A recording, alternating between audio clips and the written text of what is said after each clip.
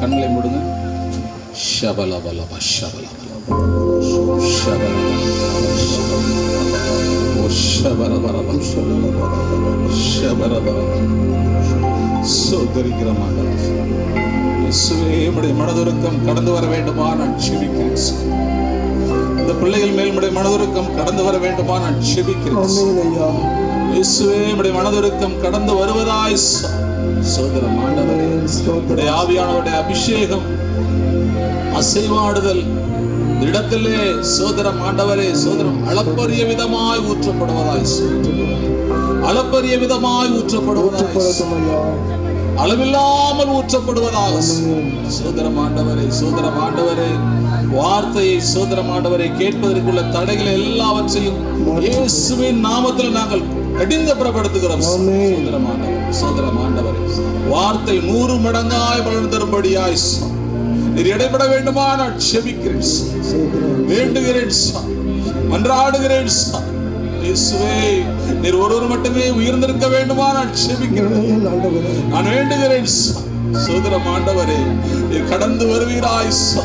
சோதரம் பிள்ளைகள் சோர்ந்து போகாதபடி தகப்பனே, சோதரம் ஆண்டவரே, சோதரம் ஆண்டவரே, சோதரம் ஆண்டவரே, சோதரம் ஆண்டவரே, அசட்டையா இருந்திராதபடி உம்முடைய வார்த்தை அவர்கள் இருதயங்களுக்குள்ளாய் விழ வேண்டுமா நான் செபிக்கிறேன்.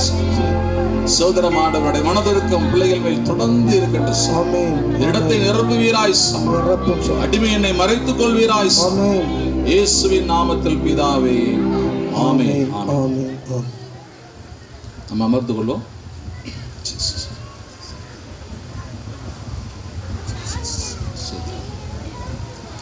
கிறிஸ்துவுக்குள் பிரியமான சௌர சௌரிகளே, எல்லாம் எப்படி இருக்கிறீங்க? சத்தமே வரல. நல்லா இருக்கீங்களா? ஒரு அல்லேலூயா சொல்லுங்களேன். கிறிஸ்துவுக்குள் பிரியமான சௌர சௌரிகளே, இந்த மதிய அமர்வு ஒரு இறைவார்த்தையை ஒட்டி தான் எனக்கு பிரதர் கொடுத்தாங்க. அந்த இறைவார்த்தையை வாசிட்டு நம்ம அந்த செய்திக்குள்ளே போவோம். சரிங்களா? எத்தனை பேர் பைபிள் கொண்டு வந்துருக்கிறீங்க? கையை வைத்து நல்லா வைத்து. கொஞ்சம் பேர் கொண்டு வராம தான் வந்துருக்கிறீங்க. Praise the Lord, praise the Lord, praise the Lord. இயேசுவே நன்றி, இயேசுவே நன்றி. வாசிப்போம். 1 கொரிந்தியர் புத்தகத்தில் 4ஆம் அதிகாரம் 20வது வசனம். 1 கொரிந்தியர் 4ஆம் அதிகாரம் 20வது வசனம்.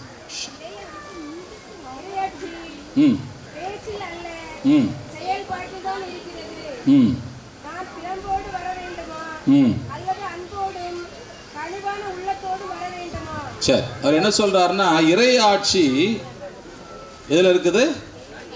பேச்சில் தான் இருக்குது. இப்போ இறையாட்சி இறையாட்சின்னு சொல்லிக்கிட்டே இருக்கிறோமே தவிர இந்த பேச்சில் தான் இருக்குது, செயல்பாட்டில் வரலன்றார். சரி, இறையாட்சினா என்னது? அது தெரியணும்ல. இறையாட்சி இறையாட்சி சொல்லிக்கிட்டே இருக்கிறோம், அது என்ன இறையாட்சி? கடவுளுடைய ஆட்சினா என்னது? கடவுளுடைய ஆட்சினா என்னது? கடவுளுடைய ஆட்சின்ற கரெக்டு தான், நீங்கள் சொல்கிற கரெக்டு தான். கடவுளுடைய அன்பின் ஆட்சின்னு சொல்லு. அதாவது கடவுளுடைய அன்பு, கடவுள்னாலே அன்பு தானே. இப்போ கடவுளுடைய அன்பின் ஆட்சியை தான் இறையாட்சி. அப்போ அந்த இறையாட்சி பேச்சில் இல்லை, செயல்பாட்டில் வரணும்னு சொல்கிறேன். செயல்பாட்டில் எப்படி வர்றது அப்படின்னு பார்த்தீங்கன்னா, பொதுவாக ஒரு வசனத்தை நம்ம எடுத்துக்கொண்டோம் சொன்னோம்னா, தியானத்தை எடுத்துக்கொண்டோம் சொன்னோம்னா, அதற்கு அந்த விளக்கம் அந்த அதிகாரத்தில் இருக்கும். குடும்பமானவர், ஏன்னா அதிகாரம் முழுசும் அதே மாதிரி தான் வரும், ஒரே ஒரு சப்ஜெக்டை தான் மையப்படுத்தி வரும். அப்போது அதனுடைய விளக்கம் அதில் தான் இருக்கும். அப்படி பார்த்தீர்கள் என்று சொன்னால் 17ஆம் வசனத்தை வாசிங்களேன். 4:17. அதில் அது கொஞ்சம் தெளிவு கிடைக்கும். செயல்பாடுனா என்ன என்பதை குறித்து ஒரு தெளிவு அதில் இருக்கு. வாசிங்களா. இதற்காகவே தீமோத்தேயுவை உங்களிடம் அனுப்பியுள்ளேன். அவர் என்னை அன்பார்ந்த பிள்ளை, ஆண்டவருடன் இணைந்து வாழும் அவர் நம்பிக்கைக்குரியவர். நான் கிறிஸ்து இயேசுவோடு இணைந்து வாழும் நிலையில் கடைபிடிக்கும் நெறிமுறைகளை அவர் உங்களுக்கு நினைவூட்டுவார். அவற்றை நான் எங்கு எல்லா திருச்சபையிலும் கற்பித்திருக்கின்றேன். அப்போ பவுல் அங்க ஒரு விஷயத்தை சொல்றார். என்ன சொல்றார் அப்படின்னு பார்த்தீங்கன்னா, நெறிமுறைகள் அப்படின்னு சொல்றார்.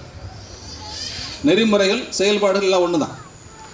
அப்போ அந்த நெறிமுறைகள் எப்படி வரும் அப்படின்னு சொல்றாரு பார்த்தீங்கன்னா, கிறிஸ்து இயேசுவோடு இணைந்து வாழும் நிலையில் அப்படின்னு ஒரு வார்த்தை சொல்றார். அந்த கிறிஸ்து இயேசுவோடு இணைந்து வாழும் நிலை அப்படின்னா என்ன என்ன? சரி, ஒரு வசனத்தை வாசித்தோம்னா உங்களுக்கு புரியும். வாசியுங்கள். 1 தீமோத்தேயு முதல் அதிகாரம் 14வது வசனம். 1 தீமோத்தேயு முதல் அதிகாரம் 14வது வசனம்.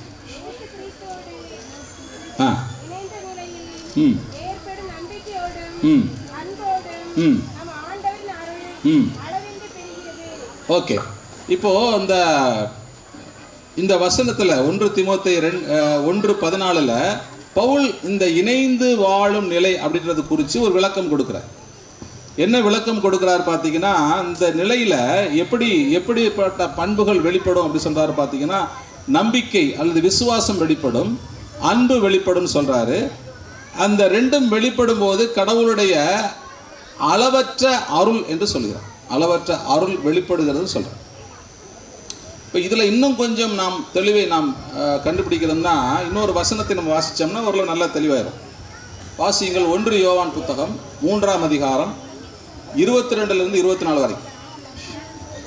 1 யோவான் 3ஆம் அதிகாரம் 22லிருந்து 24 வரைக்கும். அவரிடம் நாம் எதை கேட்டாலும் பெற்றுக்கொள்வோம், ஏனெனில் அவர் கட்டளைகளை கடைபிடிக்கின்றோம், அவர் திருமுன் அவருக்கு உகந்தவற்றை செய்து வருகின்றோம். கடவுள் தமக்கு கொடுத்த கட்டளைகளின்படி அவருடைய மகன் இயேசு கிறிஸ்துவிடம் நம்பிக்கை கொண்டு ஒருவர் மற்றவரிடம் அன்பு செலுத்த வேண்டும், இதுவே அவரது கட்டளை.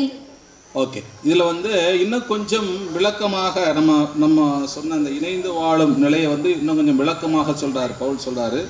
என்ன சொல்கிறார் அப்படின்னு பார்த்தீங்கன்னா, அந்த நம்பிக்கை, அந்த 1 தீமோத்தேயு 1:14 நம்ம வாசித்த நம்பிக்கை அன்பை குறித்து கொஞ்சம் விளக்கமாக சொல்கிறார். என்ன சொல்கிறாரு பார்த்தீங்கன்னா, இயேசு கிறிஸ்துவின் மேலே நம்பிக்கை, ஒருவர் மற்றவர் மேலே அன்பு. Praise the Lord. இல்லை, கையில் வச்சு சொல்லுங்க. Praise the Lord, praise the Lord.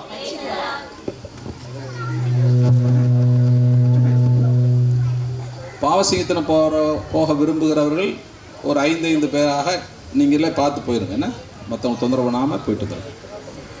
சரி, இப்போது இந்த வசனம் என்ன சொல்லுகிறது பார்த்தீங்கன்னா, 1 யோவான் 3ஆம் அதிகாரம் 23வது வசனம் என்ன சொல்லுகிறதுன்னு பார்த்தீங்கன்னா,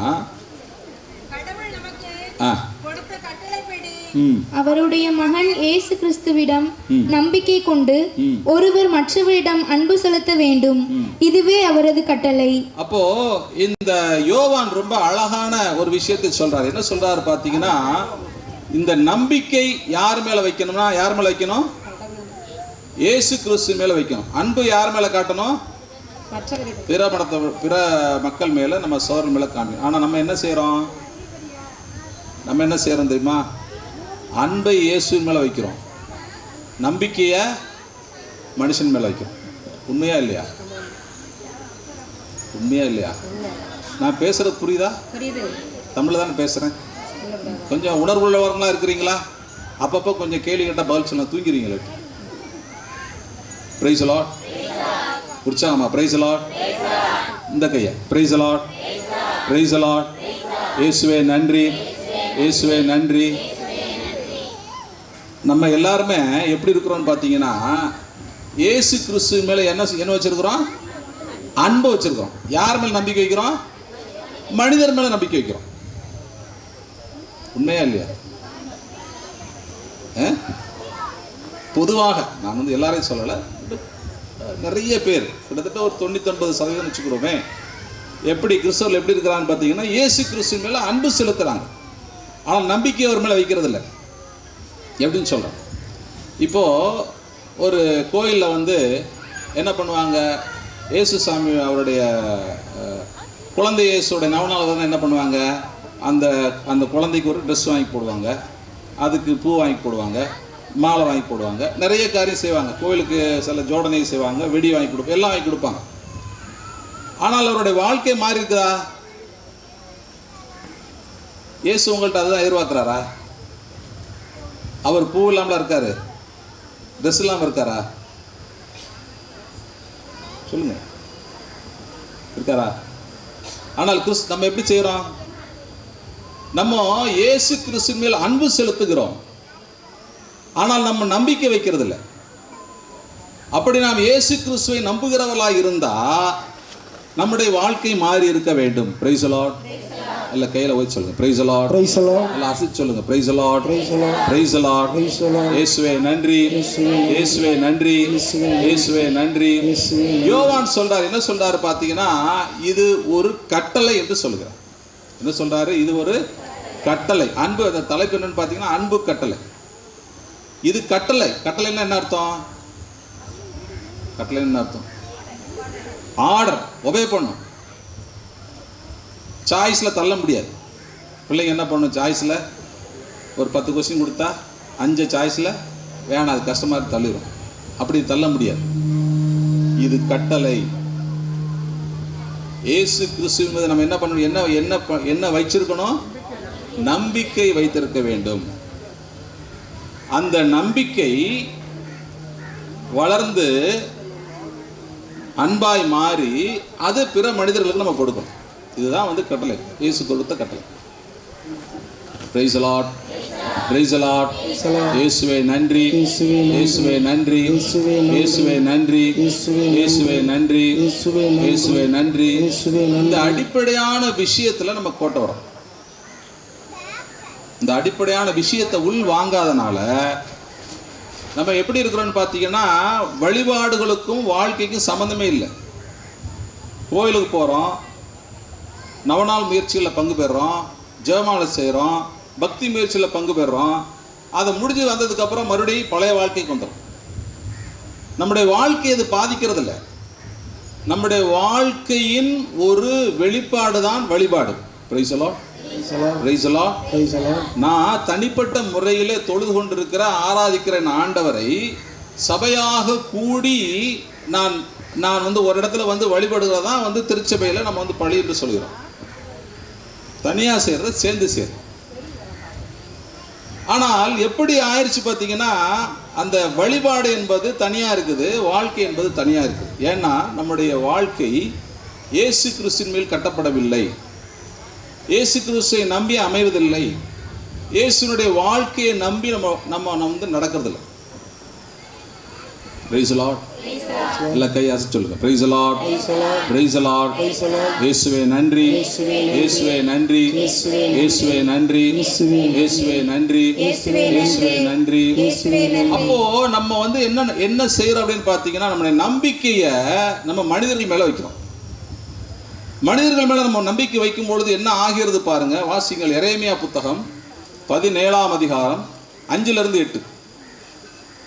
எரேமியா புத்தகம் 17ஆம் அதிகாரம் 5-8 வசனம். ஆண்டவர் கூறுவது இதுவே: மனிதரில் நம்பிக்கை வைப்போரும் வலுவற்ற மனிதரில் தம் வலிமையை காண்போரும் சபிக்கப்படுவர். அவர்கள் பாலை நிலத்து புதர் செடிக்கு ஒப்பாவர். பருவ காலத்திலும் அவர்கள் பயனடையார். அப்ப என்ன சொல்றாரு? முதல் வசனம் என்ன சொல்றாரு? மனிதரில் நம்பிக்கை வைப்போரும் மனிதருடைய வலிமையில், வாசிங்க, வலுவற்ற மனிதரில் தம் வலிமையை காண்போரும் சபிக்கப்படுவர். சரி, இப்போ நம்ம எப்படி இதை எடுத்துக்கலாம்னு பார்த்தீங்கன்னா, நம்முடைய நம்பிக்கை அல்லது விசுவாசம் எங்கே இருக்குது பார்த்தீங்கன்னா, நிறைய பேருக்கு பொதுவாக கிறிஸ்தவர்களையும் சேர்த்தான் சொல்கிறோம். பணத்தை நம்புற அளவு இயேசுவை நம்புறீங்களா? பணத்தை நம்புற அளவுக்கு இயேசுவை நம்புறீங்களா? நம்புறதில்லை. பணம் யாரால் உருவாக்கப்பட்டது? மனிதனால் உருவாக்கப்பட்டது. சாதி இருக்கா உங்களுக்கு? சாதி இருக்கா? ஜாதி இருக்கா? ஜாதி பிரிவினர் இருக்கா? அது இயேசு உருவாக்குனதா? அது மனிதன் உருவாக்குனது. படித்தவன் படிக்காதவன் அந்தஸ்து, அது யார் உருவாக்குனது? இயேசு உருவாக்குனாரா? மனிதன் உருவாக்குனார். அப்போ வசனம் ரொம்ப அழகா தெளிவாக சொல்லுது. என்ன சொல்லுதுன்னு பார்த்தீங்கன்னா, வலுவற்ற மனிதரில் நம்பிக்கை வைப்போரும் மனிதனால் உருவாக்கப்பட்ட ஒரு விஷயத்தில் நீங்கள் நம்பிக்கை வைத்தா வேதம் சொல்லுகிறது, நீங்கள் சபிக்கப்பட்டவர்கள். Praise the Lord, praise the Lord. இயேசுவே நன்றி, இயேசுவே நன்றி, இயேசுவே நன்றி. தொடர்ந்து அந்த வசனத்தை வாசிங்க. அவர்கள் பாலை நிலத்து புதர் செடிக்கு ஒப்பாவர். பருவ காலத்திலும் அவர்கள் பயனடையார். பாலை நிலத்தின் வறண்ட பகுதிகளிலும் யாரும் வாழா உவர் நிலத்திலுமே அவர்கள் குடியிருப்பர். அவருடைய வாழ்க்கை எப்படி இருக்குன்னு பார்த்தீங்கன்னா எந்த காலமுமே வறட்சியாக தான் இருக்கும். அவங்களுக்கு பணம் நிறைய இருக்கலாம், வசதிகள் நிறைய இருக்கலாம், அந்தஸ்தோடு இருக்கலாம், ஆனால் மனதுக்குள்ள ஒரு வெறுமை இருந்து கொண்டே இருக்கும். அவர்கள் வந்து பார்த்தீங்கன்னா சாவதற்கு பயப்படுவாங்க, ஒரு நோய் வந்தால் பயப்படுவாங்க, ஒரு பலவீனம் வந்தால் பயப்படுவாங்க. Price the Lord, praise the Lord. இயேசுவே நன்றி, இயேசுவே நன்றி, இயேசுவே நன்றி. அப்போ அந்த சபிக்கப்படுவதனுடைய ஒரு காரியம் தான் இந்த பயம், வேதனை, கஷ்டம், எதிர்காலத்தை குறித்த நிச்சயம் இல்லாத தன்மை எல்லாமே என்னன்னு பார்த்தீங்கன்னா அந்த சாபத்தினுடைய அறிகுறி. சரி, அடுத்த தொடர்ந்து வாசிங்க. ஆண்டவரில் நம்பிக்கை வைப்போர் பேறு பெற்றோர், ஆண்டவரே அவர்களது நம்பிக்கை. வேதம் சொல்லுகிறது என்ன, ரொம்ப அழகான வசனத்தை நீங்கள் ரொம்ப கூர்ந்து கவனிக்கணும். ஒவ்வொரு அந்த அந்த குறியையும் கவனிக்கணும். ஆண்டவரே அவர்களது நம்பிக்கை அப்படின்னா என்ன அர்த்தம்? என்ன அர்த்தம்? ஆண்டவர் அவர் நம்பிக்கைன்றதுக்கும் ஆண்டவரே அவர் நம்பிக்கைன்னு சொல்றதுக்கு என்ன அர்த்தம்? ஆண்டவர் மட்டும்தான் அவர் நம்பிக்கை, ஆண்டவர் மட்டும்தான் அவருடைய நம்பிக்கை. வாசிக்க தொடர்ந்து வாசிங்க.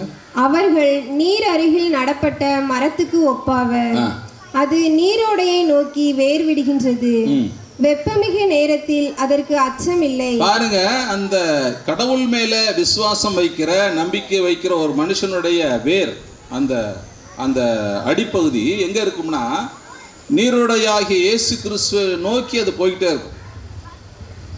அந்த இயேசு கிறிஸ்துட்ட தான் வெல் பெற்று கொண்டு இருப்பான். வாசிங்க. அது நீரோடையை நோக்கி வேர் விடுகின்றது, வெப்பமிகு நேரத்தில் அதற்கு அச்சமில்லை, அதன் இலைகள் பசுமையாயிருக்கும், வறட்சிமிகு ஆண்டிலும் அதற்கு கவலை இராது, அது எப்போதும் கனி கொடுக்கும். அப்போ ஒரு கடவுளை நம்புகிற ஒரு மனுஷனுக்கும் மனிதரை நம்புகிற மனுஷனுக்கும் உள்ள வித்தியாசத்தை வந்து எரேமியா சொல்றார். Praise the Lord. Praise the Lord. இயேசுவே நன்றி, இயேசுவே நன்றி. அப்போ கடவுளை நம்பாத ஒரு மனுஷனை மட்டும் நம்புகிற ஒரு அல்லது மனுஷன் படைத்த ஒரு காரியத்தை நம்புகிற ஒருத்தன் எப்படிப்பட்டவன் என்று வேதம் சொல்லுகிறதுன்னு பார்த்தீங்கன்னா அவன் சபிக்கப்பட்டவன் என்று வேதம் சொல்லுகிறது. Praise the Lord. இல்லை கையில் அசி சொல்லுங்க. Praise the Lord. Praise the Lord. Praise the Lord. Praise the Lord. இயேசுவே நன்றி, இயேசுவே நன்றி. அப்ப அந்த விசுவாசம் என்பது என்ன?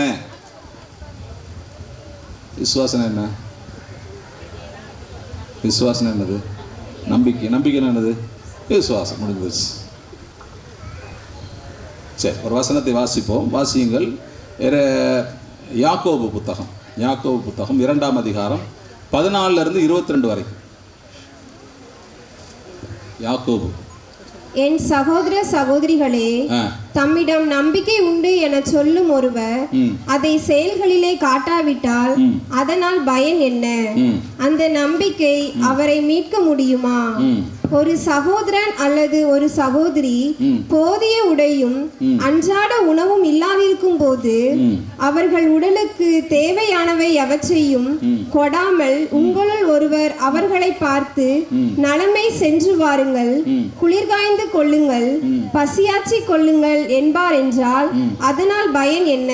பாருங்க, ஒரு அருமையான ஒரு எளிமையான உதாரணத்தை வந்து யாக்கோபு சொல்றார். என்ன சொல்றாரு பாத்தீங்கன்னா, ஒருத்தர் கஷ்டத்துல வர்றாரு, தேவையில வர்றாரு. அவருக்கு வந்து நீங்கள் நல்லா சாப்பிடுங்க, நல்லா இருங்க, சந்தோஷமாக இருக்கு அப்படின்னு சொல்லி வெறுமனை வாயில் சொல்லி அனுப்பிச்சா அவர் பிரயோஜனம் இருக்குமா? பிரயோஜனம் இருக்குமா? நிறைய பேர் தூங்கிட்டாங்கடா நடுவில், நல்லா அழகாக தூங்குறவங்களாம் ஒரு அலையிலே சொல்லுங்க பார்ப்போம். அதுக்கு ரொம்ப தெளிவாக தான் இருக்கிறீங்க. சரி, முடிச்சிருக்கலாம், ஒரு அலையிலே சொல்லுங்க பார்ப்போம். பரவாயில்ல, தூங்கினாலும் தெளிவாக தான் இருக்கிறீங்க.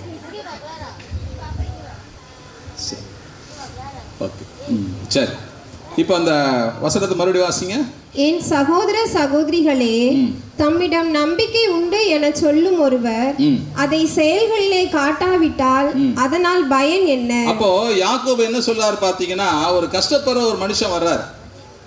நான் கடவுளுடைய பிள்ளை, இயேசுவின் பிள்ளை, நான் சொல்றேன் நல்லா இருங்க, சந்தோஷமா இருங்க, போயிட்டு வாங்க அப்படின்னு சொன்னோம்னா அவருக்கு பிரயோஜனம்டா? பிரயோஜனம் இல்லை. என்ன செய்யணும்? அவருக்கு என்ன தேவையோ அதை கொடுத்து விடணும். அப்போ யாக்கோபு என்ன சொல்ல, தொடர்ந்து வாசிங்க கடைசி. அந்த நம்பிக்கை அவரை மீட்க முடியுமா? ஒரு சகோதரன் அல்லது ஒரு சகோதரி போதிய உடையும் அன்றாட உணவும் இல்லாதிருக்கும் போது அவர்கள் உடலுக்கு தேவையானவை எவற்றையும் கொடாமல் உங்களுள் ஒருவர் அவர்களை பார்த்து நலமே சென்று வாருங்கள், குளிர்காய்ந்து கொள்ளுங்கள், பசியாற்றி கொள்ளுங்கள் என்பார் என்றால் அதனால் பயன் என்ன? அதை போலவே நம்பிக்கையும் செயல் வடிவம் பெறாவிட்டால் தன்னிலே உயிரற்றதா இருக்கும். அப்போ யாக்கோபு ஒரு புதிய பரிமாணத்தை தர்ற, விசுவாசத்தை குறித்து ஒரு புதிய ஒரு கண்ணோட்டத்தை தர்ற. என்ன சொல்றாரு பார்த்தீங்கன்னா, விசுவாசம் என்று சொல்வது வெறுமன வாய் வார்த்தையில் இருக்கக்கூடாதுன்னு சொல்றாரு. எப்படி இருக்கணுமா? செயல் வடிவம் பெற வேண்டும். செய்யல போகணும், ஆக்ஷனில் போகணும். இப்போ கொஞ்ச நேரத்துக்கு முன்னால் ட்ராமாலாம் அவங்களை போட்டு காமிச்சாங்க. நல்ல சந்தோஷமாக இருந்தீங்களா? என்ஜாய் பண்ணீங்களா? என்ன புரிஞ்சுது உங்களுக்கு அதில்?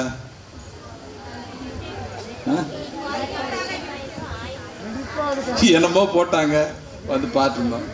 என்ன சொல்ல கருத்து என்ன? ஆயத்தமாக இருக்க சொன்னாங்க. எதுக்கு?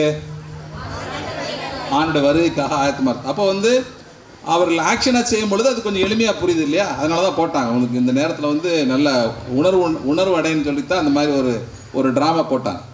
அப்போது செயல் வடிவம் பெறும்பொழுது தான் ஒரு விஷயம் முழுமை அடைகிறது. Price the Lord, praise the Lord, இயேசுவே நன்றி. உங்கள் பிள்ளைங்க நல்லா படிக்குதுங்க, எப்படி சொல்ல முடியும்? உங்கள் பிள்ளைங்க சொல்றீங்க நல்லா படிக்குதுங்கன்னு சொல்லி எப்படி சொல்லுவீங்க? மார்க் வேணால் தான் சொல்ல முடியும். மார்க் இல்லாமல் நல்லா படிக்கிற நேரம் நம்புவாங்களா? நம்ப மாட்டேன். Price the Lord, praise the Lord. அப்போ அதே மாதிரி தான் எப்படி வாழ்க்கையில் வந்து வெறும் பேச்சு பலன் அளிக்காதோ, பிரயோஜனம் அளிக்காதோ, அதை யாரும் நம்ப மாட்டாங்களோ, அதே மாதிரி நான் ஒரு கிறிஸ்தவனாக இருந்தா, நான் ஒரு கடவுளுடைய பிள்ளையாக இருந்தா, கடவுளுடைய ஊழியக்காரனாக இருந்தா, என்னுடைய வார்த்தை சொல்லும் செயலும் இணைந்து போக வேண்டும். Price the Lord, praise the Lord, இயேசுவே நன்றி. நான் செயல்ல காமிக்காம வெறும் வார்த்தையா பேசிட்டு இருந்தேன்னா அதனால எந்த பிரயோஜனம் இருக்காது. குடும்பத்திலேயே உங்க வீட்டில் உங்க பிள்ளைங்க இருக்கிறாங்கல்ல, உங்க பிள்ளைங்க வந்து ஒரு உதாரணம் சொல்கிறேன். ஒரு வீட்டில் வந்து பையன் வந்து ஸ்கூல் படிக்கிறான், ஒரு 3ஆவது படிக்கிறான். அப்போது டீச்சர் வந்து அவன் வந்து இந்த பக்கத்து பசங்கள்கிட்ட அந்த ரப்பரு, பென்சிலு அதெல்லாம் திருடும். ஒரு நாள் பிடிச்சிட்டு டீச்சர் பிடிச்சிட்டு என்ன பண்ணாங்க, அவங்க அப்பா வர சொல்லிட்டான். இன்னும் அப்பா போனார். போன உடனே பையனை நிப்பாட்டி சொன்னான், உங்கள் பையன் என்ன பண்ணான்னு தெரியுமா? இந்த பக்கத்து பையன்ட்டு இந்த பென்சிலு ரப்பர் எல்லாம் திருடிக்கிறான். எப்படி சார் இப்படி இப்படிப்பட்ட ஆளு நாங்கள் வச்சு தர முடியும்? உங்கள் ஸ்கூலில் வச்சுக்கிறது இப்படி இருந்தால் வந்து எதாவது திருட மாட்டோம்னு என்ன நம்பிக்கை இருக்குது அப்படின்னு சொல்லி பேசுகிறான். அப்போ அவர் சொல்கிறார், அவங்க அப்பா சொல்கிறாரு, அவங்க டீச்சர் முன்னாலே போட்டு அடிக்கிறார் பையனை. அடிச்சுட்டு சொல்கிறாரு, ஏண்டா நீலாம் திருடக்கூடாதுன்னு சொல்லி தானே நான் அப்பா ஆஃபீஸ்லேருந்தே இதெல்லாம் பென்சில் ரப்பெல்லாம் கொண்டு வர்றேன். எப்படி நீ இதெல்லாம் செய்யக்கூடாதுன்னு சொல்லி தானே நான் வந்து ஆஃபீஸில் இருந்த ரப்பரு இதெல்லாம் வந்து நான் எட்டு வர்றேன். நீ ஏன்டா அப்புறம் போய் திருடுற அப்படி சொன்னார். என்ன புரிஞ்சுது? அம்மா புரிஞ்சிருச்சு, பாட்டி அம்மா புரிஞ்சிருச்சு. உங்களுக்கு என்ன புரிஞ்சுது? அப்பா பார்த்து பிள்ளை கற்றுக்கிறான். அப்பா 1000 பேசினாலும் அது வந்து உள்ள போகாது. ஆனால் உங்களுடைய செயல் அது பிள்ளையை பாதிக்கும். உங்களுடைய வார்த்தை நீங்கள் எவ்வளவு பேசினாலும் பிள்ளைங்க கேட்காது. இப்போ வீட்டில் உள்ள பிரச்சனை என்னன்னு பார்த்தீங்கன்னா, நீங்கள் நிறைய பிள்ளைகளுக்கு நற்காரியங்களை சொல்கிறீங்க. எத்தனை வீட்டில் உங்கள் பிள்ளைங்க சொல்கிறத கேட்குது? கையை வைத்துங்க பார்ப்போம். என் பிள்ளை ஐயா ஒருத்தர் ரொம்ப தைரியமாக சொல்கிறேன், என் பிள்ளை நான் சொல்கிறதெல்லாம் கேட்பேன், பிறகு சொல்கிறதெல்லாம் கை தூங்க பார்ப்போம். ஒருத்தர் கூட தூக்க மாட்டேங்கிறீங்க. எல்லாரும் வீட்டில் இப்படி தான் இருக்கு போல இருக்கு. நீங்கள் தூக்கிட்டீங்களா? வெரி சந்தோஷம். ஏன் என்னைக்கா யோசிச்சிங்களா? என்னைக்காவது உங்கள் பிள்ளைங்க ஏன் நீங்கள் சொல்கிறத கேட்கறது இல்லைன்னு யோசிச்சிங்களா?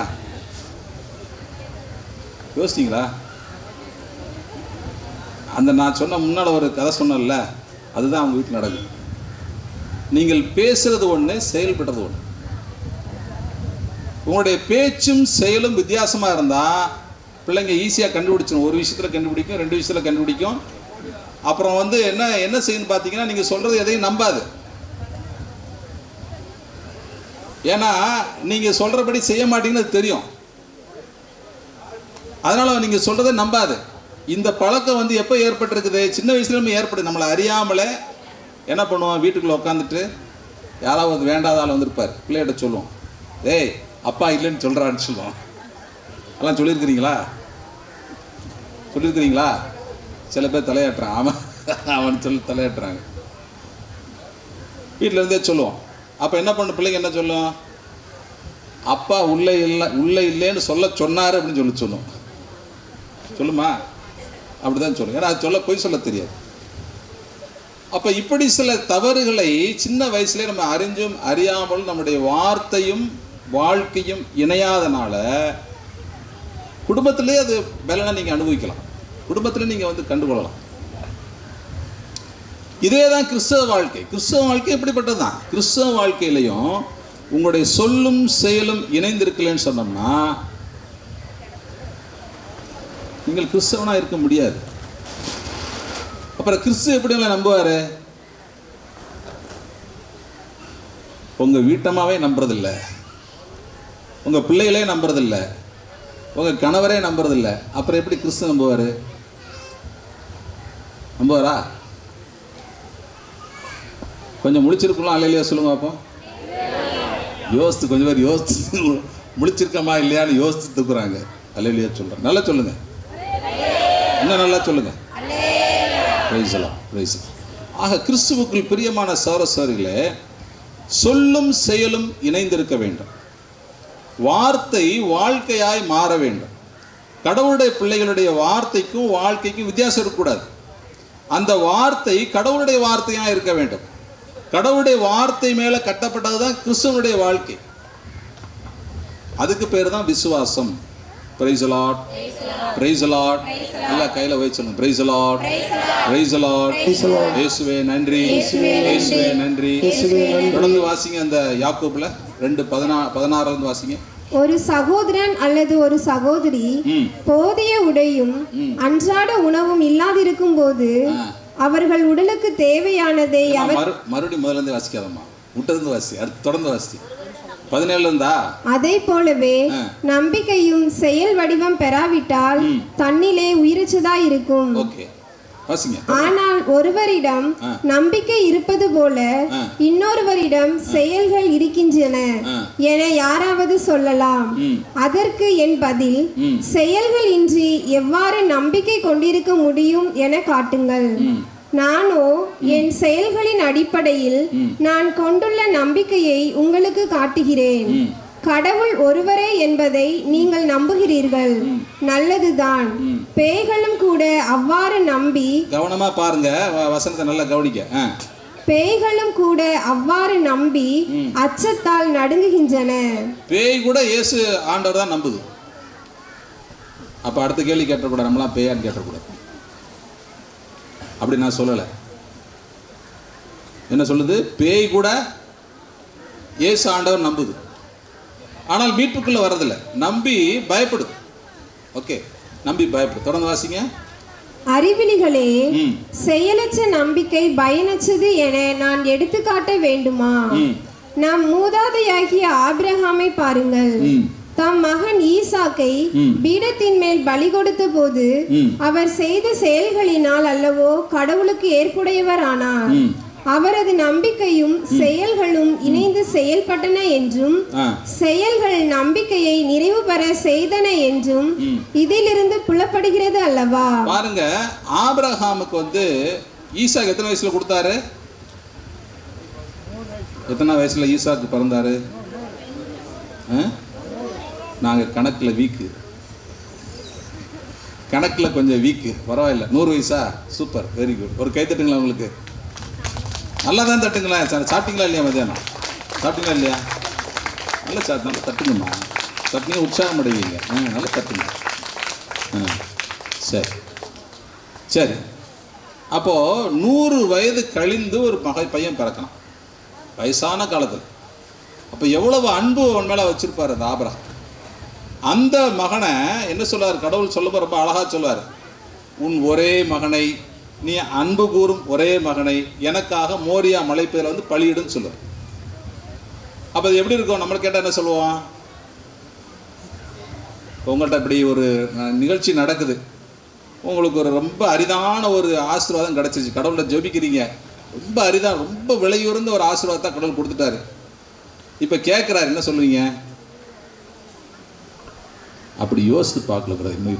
ஒரு நாள் கொடுங்க, டைம் கொடுங்க, யோசித்து பார்த்துன்னு சொல்கிறான். என்ன சொல்லுவீங்க? கொடுக்க மாட்டேன்னு சொல்லும்.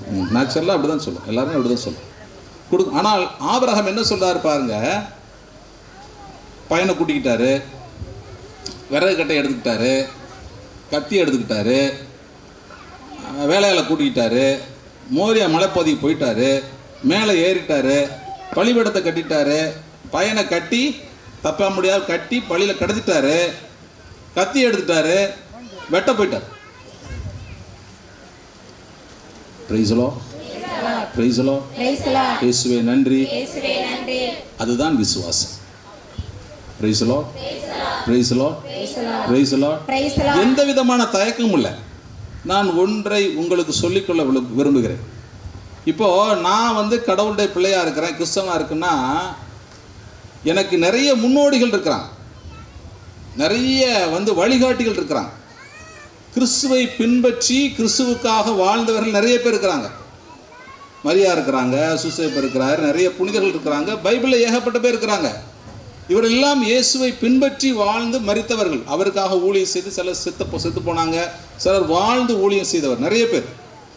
எனக்கு வந்து இயேசு கிறிஸ்துவை பின்பற்றுவது எப்படி வாழ்வது என்பதற்கு எனக்கு வந்து நிறைய வந்து வேதத்தில் மேற்கோள்கள் இருக்குது. ஆபிரகாமுக்கு யார் இருந்தா?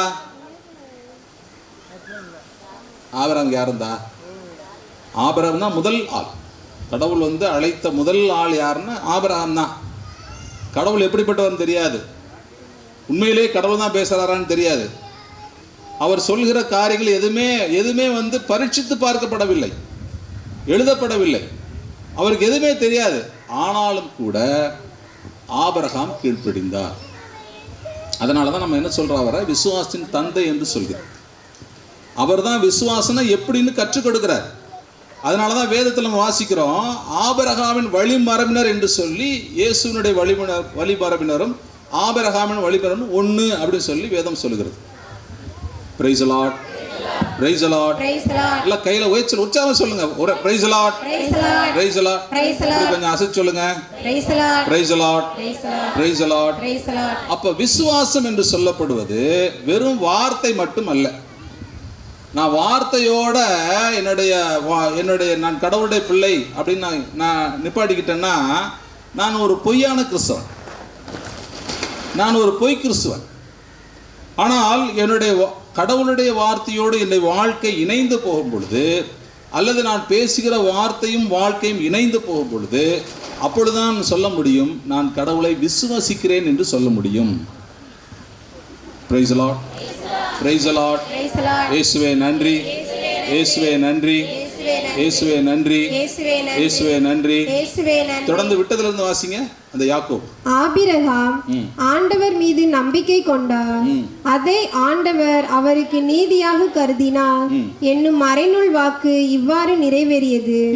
மேலும் அவர் கடவுளின் நண்பர் என்றும் பெயர் பெற்றார். எனவே மனிதர் நம்பிக்கையினால் மட்டுமல்ல செயல்களினாலும் கடவுளுக்கு ஏற்புடையவராகின்றனர் என தெரிகிறது. அவ்வாறே ராகாபு என்ற விலைமகள் 26 வாசிமா உயிர் இல்லாத உடல் போல செயல்கள் இல்லாத நம்பிக்கையும் செத்ததே. அப்போ எனக்கு உயிர் இல்லாம இந்த உடல் மட்டும்தான் என்ன சொல்லுவீங்க? இப்போ நான் உயிர் இல்லாம உடல் மட்டும் நிற்கிறேன்னு வச்சுக்க, என்ன சொல்லுவீங்க? இப்படி பேசிட்டு என்ன சொல்லுவீங்க? பேய் வந்துருச்சு, பேய் வந்துருச்சு, ஓடி போயிருவீங்க. எல்லாரும் இருப்பீங்களா? யாராருங்க இருப்பீங்களா? தூங்கிட்டு இருக்கா தான் முதல்ல ஓடுவாங்க. இந்த அம்மா தூங்கிட்டு இருக்கிறாங்க, அவங்க தான் முதல்ல ஓடுவாங்க. தூங்கிட்டு இருந்தா முதல்ல ஓடுவாங்க. உண்மையா இல்லையா? டப்புனு என்னமோ ஆகிப்போச்சு, ஓடுவோம், முதல்ல இடத்த காலி பண்ணிட பிரச்சனை ஆயிரும், அப்படி ஓடிடுவாங்க. அப்போ எப்படி உயிரில்லாத ஒரு உடல் அதுக்கு மதிப்பு இல்லையோ அதே மாதிரி செயல்கள் இல்லாத ஒரு விசுவாசம் அது ஒரு செத்த விசுவாசம், உயிரற்ற விசுவாசம். அது விசுவாசம் இல்லை. நான் சொல்ல முடியாது இயேசு கிறிஸ்துவை நான் விசுவாசிக்கிறேன்னு சொல்ல முடியாது. இப்போ விசுவாச பிரமாணத்தை நம்ம சொல்றது எல்லாமே சொல்லுங்க பொய். அப்படி சொல்லுங்க. ஒருத்தங்க தான் சொல்றாங்க பொய்ன்னு, பொய்யா சொல்லிட்டு இருக்கிறான். என்னைக்கு இயேசு கிறிஸ்து சர்ச்சை விட்டு ஓட போறாரு தெரியல. நம்ம சொல்ற பொய்யில அவர் இந்த இடத்துல இருந்தா சரிப்பட்டு வராது, நம்ம ஓடிடுறது, அவர் ஓட போறாரு. Price the Lord, praise the Lord, இயேசுவே நல்ல உற்சாகமா சொல்லுங்க. பிரைஸ் தி லார்ட், இயேசுவே நன்றி, இயேசுவே நன்றி, இயேசுவே நன்றி, இயேசுவே நன்றி, இயேசுவே நன்றி. ஒரு பாடல் பாடுவோமா? எல்லாம் உள்ளது ஒரு நிமிஷம் எழுதுறோம். நம்பிக்கையினால் வாழ்வு பெறுவார். கொஞ்சம் எழுதுருங்களேன். 278.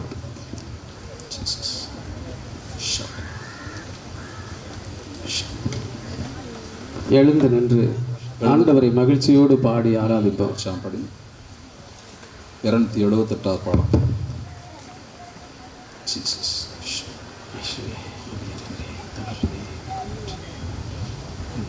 நம்பிக்கையினால் நீ வாழ்வு பெறுவாய் நண்பனே, நீயும் பயப்படாதே. நம்பிக்கையினால் நீ வாழ்வு பெறுவாய் நண்பனே, நீ பயப்படாதே. பயம் வேண்டாம், திகில் வேண்டாம், படைத்தவர் உன்னை நடத்தி செல்வார். பயம் வேண்டாம், திகில் வேண்டாம், படைத்தவர் உன்னை நடத்தி செல்வார். நம்பிக்கையினால் நீ வாழ்வு பெறுவாய் நண்பனே, நீ பயப்படாதே.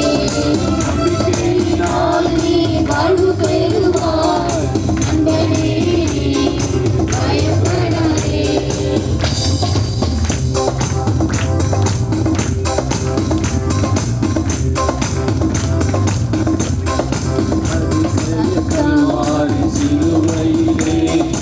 அனைத்தையும் செய்து முடித்து விட்டார்.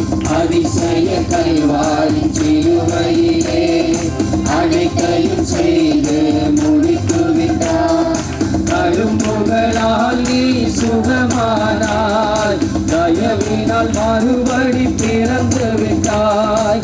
கரும்புகளால் நீ சுகமானாய், தயவினால் மறுபடி பிறந்து விட்டாய். பயம் வேண்டாம், திகில் வேண்டாம், படைத்தவர் நம்மை நடத்தி செல்வார். பயம் வேண்டாம், திகில் வேண்டாம், படைத்தவர் நம்மை நடத்தி செல்வார். நம்பிக்கையினால் நீ வாழ்வு பெறுவாய் நன்மையே, பயப்படாதே.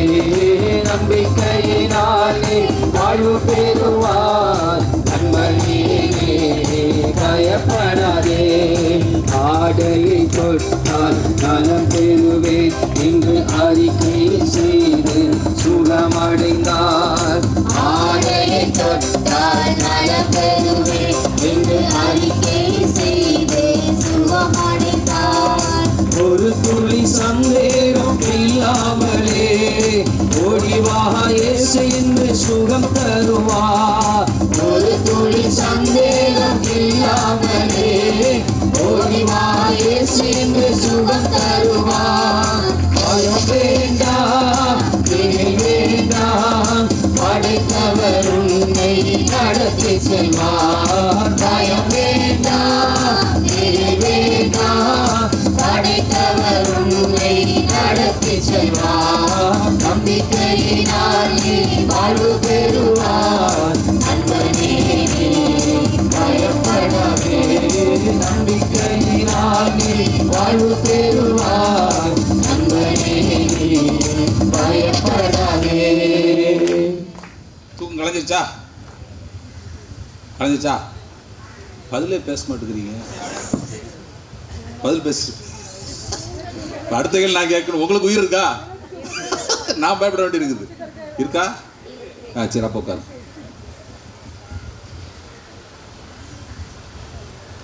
அப்போ யாக்கோபு சொல்றாரு தன்னுடைய நிருபத்தில் 2ஆம் அதிகாரம் 14 22 வசனங்கள் 26 வசனங்கள் சொல்றாரு, உங்கள் நம்பிக்கை செயல் வடிவம் பெற வேண்டும். நான் கிறிஸ்தவனா இருந்தேன்னு சொன்னோம்னா, வெறும் வார்த்தையோடு நின்றுட்டுன்னு சொன்னோம்னா யாரும் நம்ப மாட்டாங்க. கிறிஸ்துவ நம்ப மாட்டாரு. மனுஷனே நம்மளா எப்படி கிறிஸ்துவ நம்புவார்? அப்போ என்னுடைய வார்த்தை செயல் வடிவம் பெற வேண்டும். செயலில் நான் காமிக்கணும். அந்த வார்த்தை கடவுளுடைய வார்த்தைக்கு இணைந்ததாக இருக்க வேண்டும். அந்த வார்த்தையை நான் செயல்களில் நான் வெளிப்படுத்த வேண்டும். அப்படி நான் வெளிப்படுத்த நான் சொன்னதான் நான் விசுவாசம் உள்ள ஒரு மனுஷன் என்பதை எல்லோரும் புரிந்து கொள்வார், இயேசுவும் ஏற்றுக்கொள்வார். அதுதான் நான் கடவுளோடு இணைந்திருக்கிறேன் என்பதற்கு அடையாளம். அதற்காகத்தான் நான் அழைக்கப்பட்டிருக்கிறேன். என்னுடைய அழைப்பு அப்படிப்பட்டதுதான். வாசிங்க ரோமையர் 5ஆம் அதிகாரம் 1-6 வரைக்கும். நாம் கொண்டுள்ள நம்பிக்கையின் மூலம் வாசிங்க. கடவுளுக்கு ஏற்புடையவராகிய நாம் நம் ஆண்டவராகிய இயேசு கிறிஸ்துவின் வழியாய் கடவுளோடு நல்லுறவு கொண்டுள்ளோம். நாம் இப்போது அருள்நிலையை பெற்றிருக்கிறோம். பாருங்க, ரொம்ப அழகான ஒரு வசனம். இந்த வசனம் நீங்கள் அதை கோடிட்டுக் கொள்ளுங்கள். அதாவது என்ன சொல்றார் அப்படின்னு பார்த்தீங்கன்னா, அருள்நிலை என்று சொல்றார். அருள்நிலைன்னா என்னது? எல்லாத்துக்கும் ஒரே மாதிரி முடிக்கிறீங்க, கொஞ்சம் மாற்றியாவது முடிங்க. கிருபைன்னு சொல்லுவோம், கிருபைன்னு சொல்லுவோம். அதான் அருள்நிலை, கிருபை. அப்போ என்ன சொல்றாருங்க பவுல் சொல்றார் அப்படின்னு பார்த்தீங்கன்னா, மறுபடியும் வாசிங்க இந்த வசனத்தை. நாம் இப்போது அருள்நிலையை பெற்றிருக்கிறோம். முந்தின வசனத்தை. நாம் கொண்டுள்ள நம்பிக்கையின் மூலம் கடவுளுக்கு ஏற்புடையவர்களாகியுள்ள நாம் நம் ஆண்டவராகிய இயேசு கிறிஸ்துவின் வழியாய் கடவுளோடு நல்லுறவு கொண்டுள்ளோம்.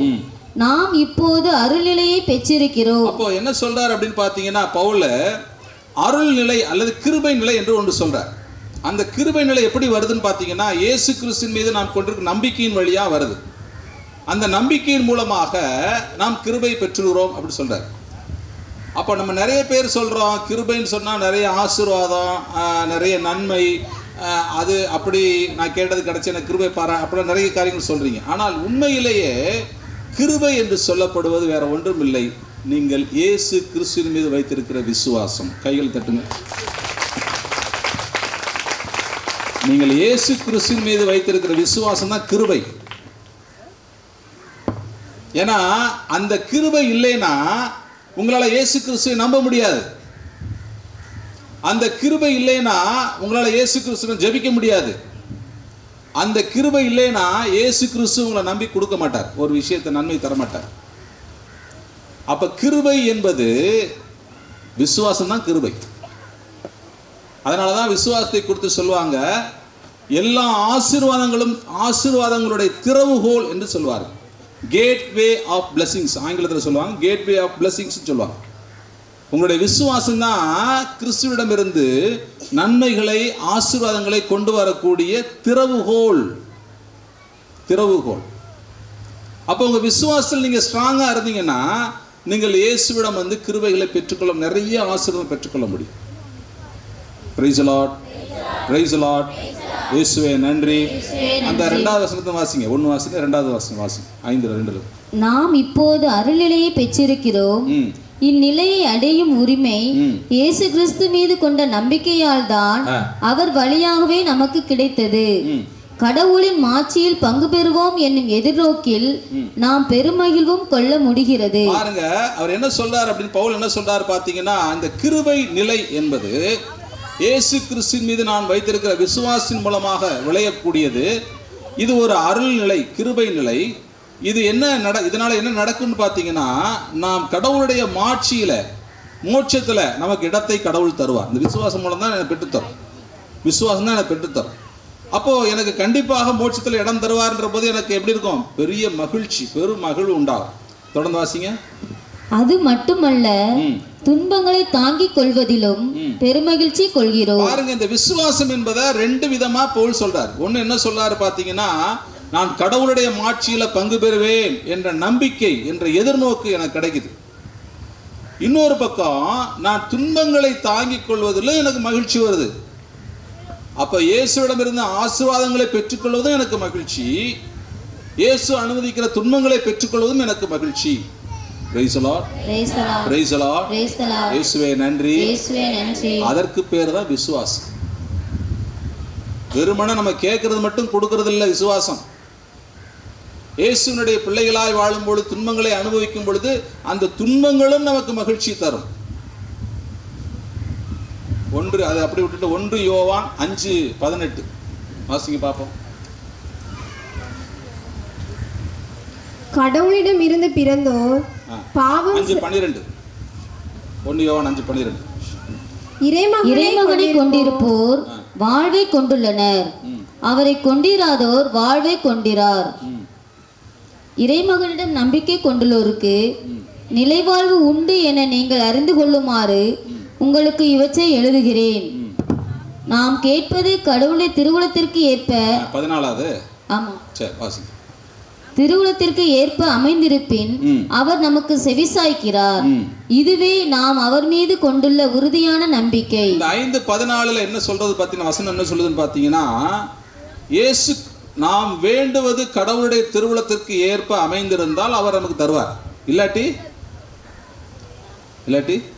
தரமாட்டார். என்ன சொல்லுது வசனம், எப்படி முடியுது? இதுவே அவரது திருவுளம். அப்ப நம்ம ஜெபிக்கிறோம், இயேசு நமக்கு தர்றாரு, அது கடவுளுடைய திருவுளம். நம்ம ஜெபிக்கிறோம், கடவுள் நமக்கு தரல, அதுவும் அவருடைய திருவுளம். அப்ப ரெண்டுக்கும் பேர் என்னது? விசுவாசம்.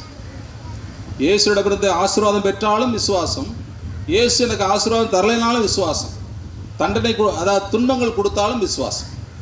அப்ப இந்த ரெண்டு நிகழ்விலும் என்னால் மகிழ்ச்சி அடைய முடியும் என்று சொன்னால் அப்பதான் என்ன நான் விசுவாசின்னு சொல்ல முடியும். கையில் தட்டு. அப்பதான் நான் கிறிஸ்துவன். வெறுமன ஆசீர்வாதம் வரும்போது மட்டும் நான் மகிழ்ச்சி அடைகிறேன், துன்பங்கள் வரும்போது ஆண்டவரே என்ன ஆண்டவர் இப்படி சோதிச்சிட்டீங்க, இவ்வளோ கஷ்டம் கொடுக்குறீங்க, இவ்வளோ பிரச்சனை பண்ணுறீங்க அப்படின்னு சொல்லி நான் அங்கலாய்த்தேன் என்று சொன்னால் நான் ஒரு கிறிஸ்தவன் அல்ல. பெயர் கிறிஸ்தவன். எனக்கும் கிறிஸ்துவுக்கும் நிறைய தூரம் இருக்கிறது. நான் பெயரளவில் கிறிஸ்தவனாக இருக்கிறேன். நான் கடவுளுடைய பிள்ளையாய் வாழல. விசுவாசத்தை நான் வெளிப்படுத்தலை. என்னுடைய விசுவாசம் செயல்களை வெளிப்படலை. Praise the Lord. Praise the Lord. தொடர்ந்து வாசிங்க. நாம் எதை கேட்டாலும் அவர் நமக்கு செவிசாய்க்கிறார் என்று நமக்கு தெரியும். அந்த இதுல ரோமர் 5:4 வாசி. ரோமர் 5:4. ஏனெனில் துன்பத்தால் மன உறுதியும். நல்லா கவனிச்சுக்காங்க. துன்பத்தால் என்ன கிடைக்குதா? மன உறுதி. எதுக்கு மன உறுதி கிடைக்குது? எதுக்கோ கிடைக்குது. விசுவாசத்துல உறுதி அடைகிறோம். பாயிண்ட்டை வரதக்கூடாது. எப்பவுமே பார்த்தீங்கன்னா அப்படித்தான். ஒரு ஸ்கூலில் ஒரு வாத்தியார் கிளாஸ் எடுத்திருந்தாராம். அப்போ ஒரு பையன் என்ன பண்ணான்னு பார்த்தீங்கன்னா, அந்த கவர்மெண்ட் ஸ்கூல், இப்போல்லாம் நல்ல கவர்மெண்ட் ஸ்கூல் இப்போல்லாம் பிரச்சனை இல்லை. பழைய ஸ்கூலில் அது ஒரு பெரிய ஓட்டம் இருந்திருக்கு. அதில் ஒரு எலி என்ன பண்ணியிருக்குது, கஷ்டப்படுது. கொஞ்சம் கரெக்டாக கொஞ்சம் சைஸ் பெருசு, கஷ்டப்பட்டு போகும்போது பார்த்தீங்கன்னா எல்லாம் நுழைஞ்சிருச்சு, வால் மட்டும் நுழையலை. அப்போ வாத்தியார் கேட்டாராம், என்ன எல்லாம் நுழைஞ்சிச்சாடா அப்படின்னு கேட்டாராம். அவன் சொன்னானா, எல்லாம் நுழைஞ்சிருச்சு சார், வால் மட்டும் உள்ளே போக மாட்டேங்குதுன்னாரான். சொல்ல புரியுதா? அதனால் கவனமாக கேளுங்க, சரியா? ஃபுல்லாக போயிடணும். நம்ம பேசுகிறது எல்லாமே உள்ளே போகணும். அதனால தான் நான் கொஞ்சம் ஸ்லோவாக போகிறேன். ஏன்னா இந்த நேரம் அப்படி உங்களுக்கு கொஞ்சம் சோர்வாக இருப்பீங்க. அதனால் கொஞ்சம் நான் ஸ்லோவாக போவதுக்கு காரணம் என்னதுன்னா, நீங்கள் வார்த்தையை கொஞ்சம் உள் வாங்கணும். ஏன்னா அது முக்கியமான ஒரு சப்ஜெக்ட், இது முக்கியமான ஒரு காரியம். நீங்கள் உள்வாங்கிட்டீங்கன்னா கொஞ்சம் கடவுளுடைய பிள்ளைகளாய் வாழ்வதற்கு, கிருபை நிலையில் வாழ்வதற்கு மிக எளிதாக இருக்கும். அதனால தான் கொஞ்சம் அந்த காரியங்கள்லாம் கொஞ்சம் விளக்கி சொல்லுவேன். Price the Lord, praise the Lord. இயேசுவே நன்றி. அப்போது என்னுடைய துன்பங்கள், ஆனால் அந்த துன்பங்கள் சொல்லும் பொழுது பார்த்தீங்கன்னா, நான் கடவுளுடைய பிள்ளையாய் வாழாமல் இருப்பதனால வந்ததாக இருக்கக்கூடாது. நான் கடவுளுடைய பிள்ளையாய் வாழ்கிறேன், அப்படி இருந்தும் எனக்கு துன்பங்கள் வருதுன்னு சொன்னோம்னா அந்த துன்பத்தை தான் நான் சொல்கிறேன். நான் இயேசுவின் பிள்ளையாக இருக்கிறேன், இயேசுவின் பிள்ளையாக வாழ்கிறேன், அப்போ எனக்கு நிறைய அவமானங்கள் வரும், நிறைய பிரச்சனைகள் வரும், நிறைய கஷ்டங்களை நான் எதிர்கொள்ள வேண்டியிருக்கும். முன்னாலெல்லாம் பார்த்தீங்கன்னா ஒரு அலுவலகத்தில் லஞ்சம் வாங்குறவங்க குறைய இருப்பாங்க, ரொம்ப குறைய. 10 பேர் இருந்தாங்கன்னா ஒருத்தர் வாங்குவார், அதுவும் பயந்து பயந்து வாங்குவார். அரசு அலுவலகங்களில் எல்லா இடங்களிலுமே இந்த லஞ்சம் வாங்குறவர் பயந்து பயந்து வாங்குவார், கண்டுபிடிச்சிருவாங்களா ஏதாவது சொல்லிடுவாங்களா. இப்போது நேர்மையாக இருக்கிறவர் பயந்து பயந்து செய்ய வேண்டியிருக்கு. 10ல் 9 பேர் காசு வாங்குறாங்க, அந்த ஒருத்தர் வந்து பயந்து பயந்து செய்ய வேண்டியிருக்கு. நம்மளை ஏதாவது குற்றம் சாட்டிடுவாங்களோ, நம்மளை ஏதாவது பிரச்சனை மாட்டி விட்ருவாங்கன்னு பயப்பட வேண்டியது. காலம் அப்படி மாறிடுச்சு. இப்போது ஒழுங்காக இருக்கிறவங்க வந்து பயப்படுறாங்க, குடிக்கிறவங்க பயப்படுறதில்ல, கெட்டது செய்கிறவங்க பயப்படுறதில்ல, தைரியமாக துணிகரமாக தவறுகளை செய்கிறாங்க. ஆனால் நல்லது செய்கிறவங்க பயந்து பயந்து செய்ய வேண்டியிருக்கு. காலம் மாறிக்கொண்டு இருக்கிறது. அப்போ அந்த சூழலில் வேதம் என்ன சொல்கிறதுன்னு பார்த்தீங்கன்னா, ஒரு விசுவாசி நிறைய துன்பங்களை அனுபவிக்க வேண்டியிருக்கும், நிறைய அவமானங்களை அனுபவிக்க வேண்டியிருக்கும். கிறிஸ்துவுக்காக வாழும் பொழுது அது வந்து என்ன சொல்லுவாங்க அப்படின்னு பார்த்தீங்கன்னா, அது ரொம்ப எளிதான காரியம் அல்ல, கஷ்டமான ஒரு காரியம்தான். அப்போது என்ன சொல்கிறார் அப்படின்னு பார்த்தீங்கன்னா, நீங்கள் அந்த வேதனைகள் அனுபவிக்க அனுபவிக்க அனுபவிக்க உங்களுக்குள்ள மன உறுதி வரும். Price the Lord. அல்ல கையில் வே சொல்லுங்க, praise the Lord, praise the Lord, இயேசுவே நன்றி. வாசிங்க, தொடர்ந்து வாசிங்க. மன உறுதியால் தகைமையும். தகைமைனா என்னது? தகைமைதான் என்னது? தகைமைனா என்னது? தகைமைனா ஆங்கிலத்தில் கேரக்டர் என்று பேர், நடத்தை தான் தகைமை என்று சொல்கிறார். அப்போ என்னுடைய நடத்தை, நான் எப்படி நடந்து கொள்கிறேன் அப்படின்றது அந்த விஷயம். அடுத்தது, தகைமையால் எதிர்நோக்கும் விளையும் என அறிந்திருக்கிறோம். அந்த எதிர்நோக்கு ஒருபோதும் ஏமாற்றம் தராது. பாருங்க, நான் துன்பங்களை அனுபவிக்க கிறிஸ்துவுக்காக வாழும் பொழுது, நேர்மையாக நடக்கும் பொழுது, லஞ்சமாக நடக்கும் பொழுது, பரிசுத்தமாய் வாழும் பொழுது, தவறான காரியங்களில் ஈடுபடாத பொழுது, தவறான மனிதரோடு சேராத போது, தவறான காரியங்கள் துணை போகாத போது, நீதியின் பால் நிற்கும் பொழுது நிறைய அவமானங்களை சந்திக்க வேண்டியிருக்கும், துன்பங்களை சந்திக்க வேண்டியிருக்கும், கஷ்டங்களை சந்திக்க வேண்டியிருக்கும். அப்போ அந்த ஒவ்வொரு துன்பமும் எனக்கு மன உறுதியை கொடுக்கணும். என்ன மன உறுதி? கிறிஸ்துவோடு இன்னும் நெருக்கத்தை எனக்கு உண்டு பண்ணணும். என்னுடைய நடத்தையை புடமிட்டு கொண்டே இருக்கணும், இன்னும் பரிசுத்தமாகிக் கொண்டே இருக்க வேண்டும். எனக்கும் கடவுளுக்கும் இடையில இடைவெளி இருக்கக்கூடாது. ஏன்னா இடைவெளி இருந்தால் சாத்தான் உள்ள வந்துடுவான், மனிதன் உள்ள வந்துடுவான். நான் கிறிஸ்துவோடு இணைந்திருந்தேன்னு சொன்னா யாரும் என்னை தொட முடியாது. அப்போ கிறிஸ்துவோடு இருக்கிற நெருக்கம் எனக்கு அதிகமாக வேண்டும், மன உறுதியும் தகைமையும். தொடர்ந்து வாசிங்க. அந்த எதிர்நோக்கு ஒருபோதும் ஏமாற்றம் தராது. அப்ப அந்த ஒரு எதிர்நோக்கு, அந்த ஒரு நம்பிக்கை வந்து ஒரு நாளும் எனக்கு ஏமாற்றத்தை தராது. இப்படி நான் வாழ்ந்தேன் என்று சொன்னால், இப்படி நான் வந்து விசுவாசத்தில் உறுதியடைந்தேன் என்று சொன்னால், விசுவாசத்துக்காக துன்பங்களை ஏற்றுக்கொள்ள தயாராக இருந்தேன்னு சொன்னால், அந்த மன உறுதியினால் என்னுடைய வாழ்க்கை நான் பரிசுத்தம் அடைந்து கொண்டே இருப்பேன். எனக்குள்ளே இருக்கிற விசுவாசம் பெருகி கொண்டே இருக்கும். அது ஒரு நாளும் எனக்கு ஏமாற்றம் தராது. Praise the Lord. Praise the Lord. இயேசுவே நன்றி, இயேசுவே நன்றி. தொடர்ந்து வாசிங்க. ஏனெனில் நாம் பெற்றுள்ள தூய ஆவியின் வழியாய் கடவுளின் அன்பு நம் உள்ளங்களில் பொழியப்பட்டுள்ளது. அப்போ என்ன சொல்றாரு பவுல்? எப்படி முடிக்கிறாரு பாத்தீங்கன்னா, அவர் நம்பிக்கையில தொடங்குறார். இயேசு கிறிஸ்து மீது கொண்டிருக்கிற நம்பிக்கையில தொடங்குறார். அந்த நம்பிக்கையினால ஏற்படக்கூடிய காரியங்களை சொல்றார். ஒன்று, நீங்கள் மாட்சி அடைவீர்கள். இரண்டாவது, கிறிஸ்துவுக்காக துன்பங்களை ஏற்றுக்கொள்வீர்கள். அப்போ அந்த துன்பம் உங்களுக்கு மன உறுதியை தரும், உங்களுடைய வாழ்க்கையை மாற்றும், உங்களுடைய எதிர்நோக்கு அதிகமாக்கும். நீங்கள் எப்படி ஆகிடும் பார்த்தீங்கன்னா, அந்த எதிர்நோக்கு உங்களுக்கு எந்த விதமான ஒரு குறையும் தராது. அப்படி சொல்லிட்டு எப்படி முடிக்கிறார் பார்த்தீங்கன்னா, கடைசியில் முடிக்கும் பொழுது, நீங்கள் பெற்றுள்ள தூய ஆவியின் வழியாக கடவுளுடைய அன்பு உங்கள் உள்ளங்களில் பொழியப்படுகிறது. அதாவது நான் அந்த ஒரு வசனம் சொன்னால் உங்களுக்கு புரியும் நினைக்கிறேன். எபிரேயர் 2:18 வாசிங்க. எபிரேயர் 2:18. இவ்வாறு தாமே சோதனைக்கு உள்ளாகி துன்பப்பட்டதனால் சோதிக்கப்படுவோருக்கு உதவி செய்ய அவர் வல்லவர். இயேசு கிறிஸ்துவை குறித்த ஒரு வசனம் இது. இயேசு கிறிஸ்து இந்த உலகத்தில் மனுஷனாக வாழ்ந்தார், எல்லா கஷ்டங்களையும் அனுபவிச்சார். அதனால் ஒரு மனிதனுடைய கஷ்டம் என்னன்னு அவர் புரிஞ்சுது. Price the Lord. அவர் கடவுளாக இருந்து மனுஷனை பார்க்கல, அவர் மனிதனாய் மாறி மனுஷனை பார்த்தார். Price the Lord. மற்ற கடவுளுக்கும் நம்ம கடவுளுக்கும் உள்ள வித்தியாசம் அதுதான். அவர் மேலேருந்து மற்ற கடவுள் மேலேருந்து கீழே பார்க்கும். ஆனால் இயேசு என்னோடு கூட இருந்து என்னுடைய கஷ்டத்தை பார்க்குறார். அப்போ என்னுடைய கஷ்டம் என்னன்னு தெரியும். ஏன்னா அதை அனுபவிச்சார். ஒவ்வொரு நாளும் சாப்பாட்டுக்கு அனுபவிச்சார், உடலில் அனுபவிச்சார், எல்லாத்துலேயும் அவர் உடலில் உள்ளத்தில் வேதனைகளை, அவமானங்களை, விளக்கப்பட எல்லாத்தையும் அனுபவிச்சார், புறந்தெழுதலை எல்லாத்தையும் அனுபவிச்சார், காட்டி கொடுத்தல் எல்லாத்தையும் அனுபவிச்சார். அதனால எனக்கு உதவி செய்வதற்கு அவரால் முடியும்.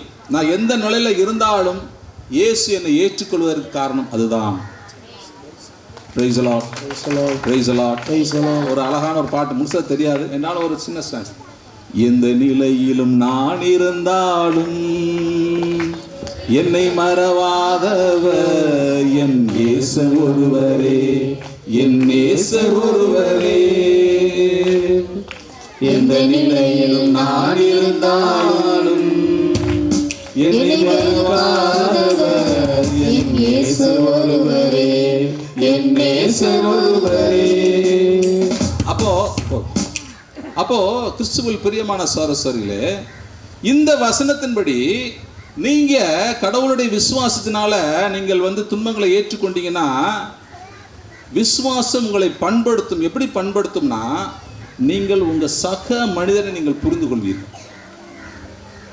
அவனுடைய கஷ்டம் உங்களுக்கு தெரியும், அவனுடைய வேதனை உங்களுக்கு தெரியும், அவனுடைய கண்ணீர் உங்களுக்கு தெரியும். அப்போ பரிசுத்த ஆவியானவர் என்ன பண்ணுவாருன்னு பார்த்தீங்கன்னா, கடவுளுடைய அன்பை உங்களுக்குள் அளவில்லாமல் ஊற்றி உங்கள் சகோதரனை நேசிக்கும்படியாய் செய்வார். Price the Lord. Praise the Lord. இயேசுவே நன்றி. அதனால தான் யோவான் சொன்னாரு, நீங்கள் இயேசு கிறிஸ்துவின் மீது நம்பிக்கை வைக்கணும், மனுஷனை நீங்க அன்பு செய்யணும்னு சொன்னார். அதுதான் கட்டளை சொன்னார். அப்ப நம்பிக்கை நான் வைக்கும் பொழுது, இயேசுவின் நம்பிக்கை வைக்கும் பொழுது, அவருக்காக பாடுகளை சுமக்கும் பொழுது எனக்கு வேதனை வரும், துன்பம் வரும், அதில் மன உறுதி உண்டாகும், நான் பண்பட்டவனாக மாறுவேன், நான் கஷ்டங்களை புரிந்து கொள்வேன். அப்போ என்ன எனக்கு தெரியும்னா, இன்னொரு மனுஷன் இதை மாதிரி தானே கஷ்டப்படுவான் அப்படின்னு எனக்கு தெரியும். அப்போ அவனை நான் நேசிப்பது மிக எளிதாக இருக்கும். Price the Lord. Praise the Lord. இயேசுவே நன்றி, இயேசுவே நன்றி, இயேசுவே நன்றி, இயேசுவே நன்றி. வாசிங்கள் எபேசியர் புத்தகம் 4ஆம் அதிகாரம் முதல் 6 வசனங்கள். ஆதலால் ஆண்டவர் பொருட்டு கைதியாக இருக்கும் நான் உங்களை கெஞ்சி கேட்கிறேன், நீங்கள் பெற்றுக்கொண்ட அழைப்புக்கு ஏற்ப வாழுங்கள். பாருங்க, பவுல் ரொம்ப அழகான ஒரு விஷயம் சொல்றார். என்ன சொல்றார் அப்படின்னு பார்த்தீங்கன்னா, நான் ஆண்டவர் பொருட்டு நான் கைதியா இருக்கிறேன். கைதிக்கு உரிமை கிடையாது. பாருங்க, சொல்ல போனால் நாம் எல்லோருமே கைதிகள் தான், சிறை கைதிகள். இயேசுனுடைய அன்பினால, இரத்தத்தால விலைக்கு வாங்கப்பட்ட கைதிகள். நம்முடைய இஷ்டப்படி செயல்படுவதற்கு நமக்கு உரிமை கிடையாது. நமக்கு கொடுக்கப்பட்ட அழைப்பு என்னன்னு பார்த்தீங்கன்னா, இயேசு கிறிஸ்து என்ன சொல்றாரோ அதை தான் நான் செய்யணும். ஆனால் நாம் அப்படி செய்யறது இல்லை. அதனால தான் நம்முடைய விசுவாசம் எப்படி இருக்குன்னு பார்த்தீங்கன்னா, வார்த்தை அளவில் இருக்குது, செயல் அளவில் இல்லை. Price the Lord. Praise the Lord. இயேசுவே நன்றி, இயேசுவே நன்றி, இயேசுவே நன்றி. அப்ப என்ன சொல்றாரு அப்படின்னு பார்த்தீங்கன்னா, பவுல் கடவுளுடைய அழைப்புக்கு ஏற்ப நீங்கள் வாழுங்கள். 4:1. அடுத்த வாசிமா, ரெண்டாவது முழு மன தாழ்மையோடும் கனிவோடும் பொறுமையோடும் ஒருவரை ஒருவர் அன்புடன் தாங்கி அமைதியுடன் இணைந்து வாழ்ந்து தூய ஆவி அருளும் ஒருமைப்பாட்டை காத்துக்கொள்ள முழு முயற்சி செய்யுங்கள். பாருங்க, மிக அழகான ஒரு வசனம். என்ன சொல்றாரு பார்த்தீங்கன்னா, முழு மனத்தாழ்மையோடும் அன்புடனும் ஒருவரை ஒருவர் தாங்கி நீங்கள் பரிசுத்த ஆவியானவர் கொடுக்கிற அந்த ஒருமைப்பாட்டை காத்துக்கொள்ளுங்கள் சொல்றார். இதை நான் இன்னும் கொஞ்சம் விளக்கி சொல்ல என்ன சொல்லலான்னு பார்த்தீங்கன்னா, 1 கொரிந்தியர் 12ஆம் அதிகாரம் 13வது வசனம். 1 கொரிந்தியர் 12ஆம் அதிகாரம் 13வது வசனம். யூதர் ஆனாலும் கிரேக்கர் ஆனாலும் அடிமைகள் ஆனாலும் உரிமை குடிமக்கள் ஆனாலும் நாம் எல்லாரும் ஒரே தூய ஆவியால் ஒரே உடலாய் இருக்கும்படி திருமுழுக்கு பெற்றோம். அந்த ஒரே ஆவியையே பானமாகவும் பெற்றோம். பாருங்க, பவுல் ரொம்ப அழகான ஒரு விஷயத்தை சொல்றார். அது 27ஆம் வசனத்தை நீங்க வாசித்து அப்புறம் பாசிங்க. அதில் என்ன சொல்லுவார் பார்த்தீங்கன்னா, நான் கிறிஸ்துவின் திருவுடல், கிறிஸ்துவின் திருவுடல் நம்ம எல்லாரும் அதனுடைய உறுப்புகள் என்று சொல்வார். இப்போ இந்த 13ஆம் வசனத்தை என்ன சொல்றார் அப்படின்னு பார்த்தீங்கன்னா, நம்ம ஒரே உடலாய் இருக்கும்படி பரிசுத்த ஆவியானவர் நம்மளை அபிஷேகம் பண்ணியிருக்கிறார், ஞானஸ்நானம் கொடுத்திருக்கிறாரு. அந்த ஒரே ஆவியைத்தான் நம்ம பானமாக பெற்றிருக்கிறோம். இப்போ ஒரு விஷயம் நான் சொல்றேன். இந்த திறப்பின் வாசல்னு சொல்றாங்கல்ல, என்னது இது? திறப்பின் வாசல் ஜெபம்னு சொல்றோம். என்னது இது?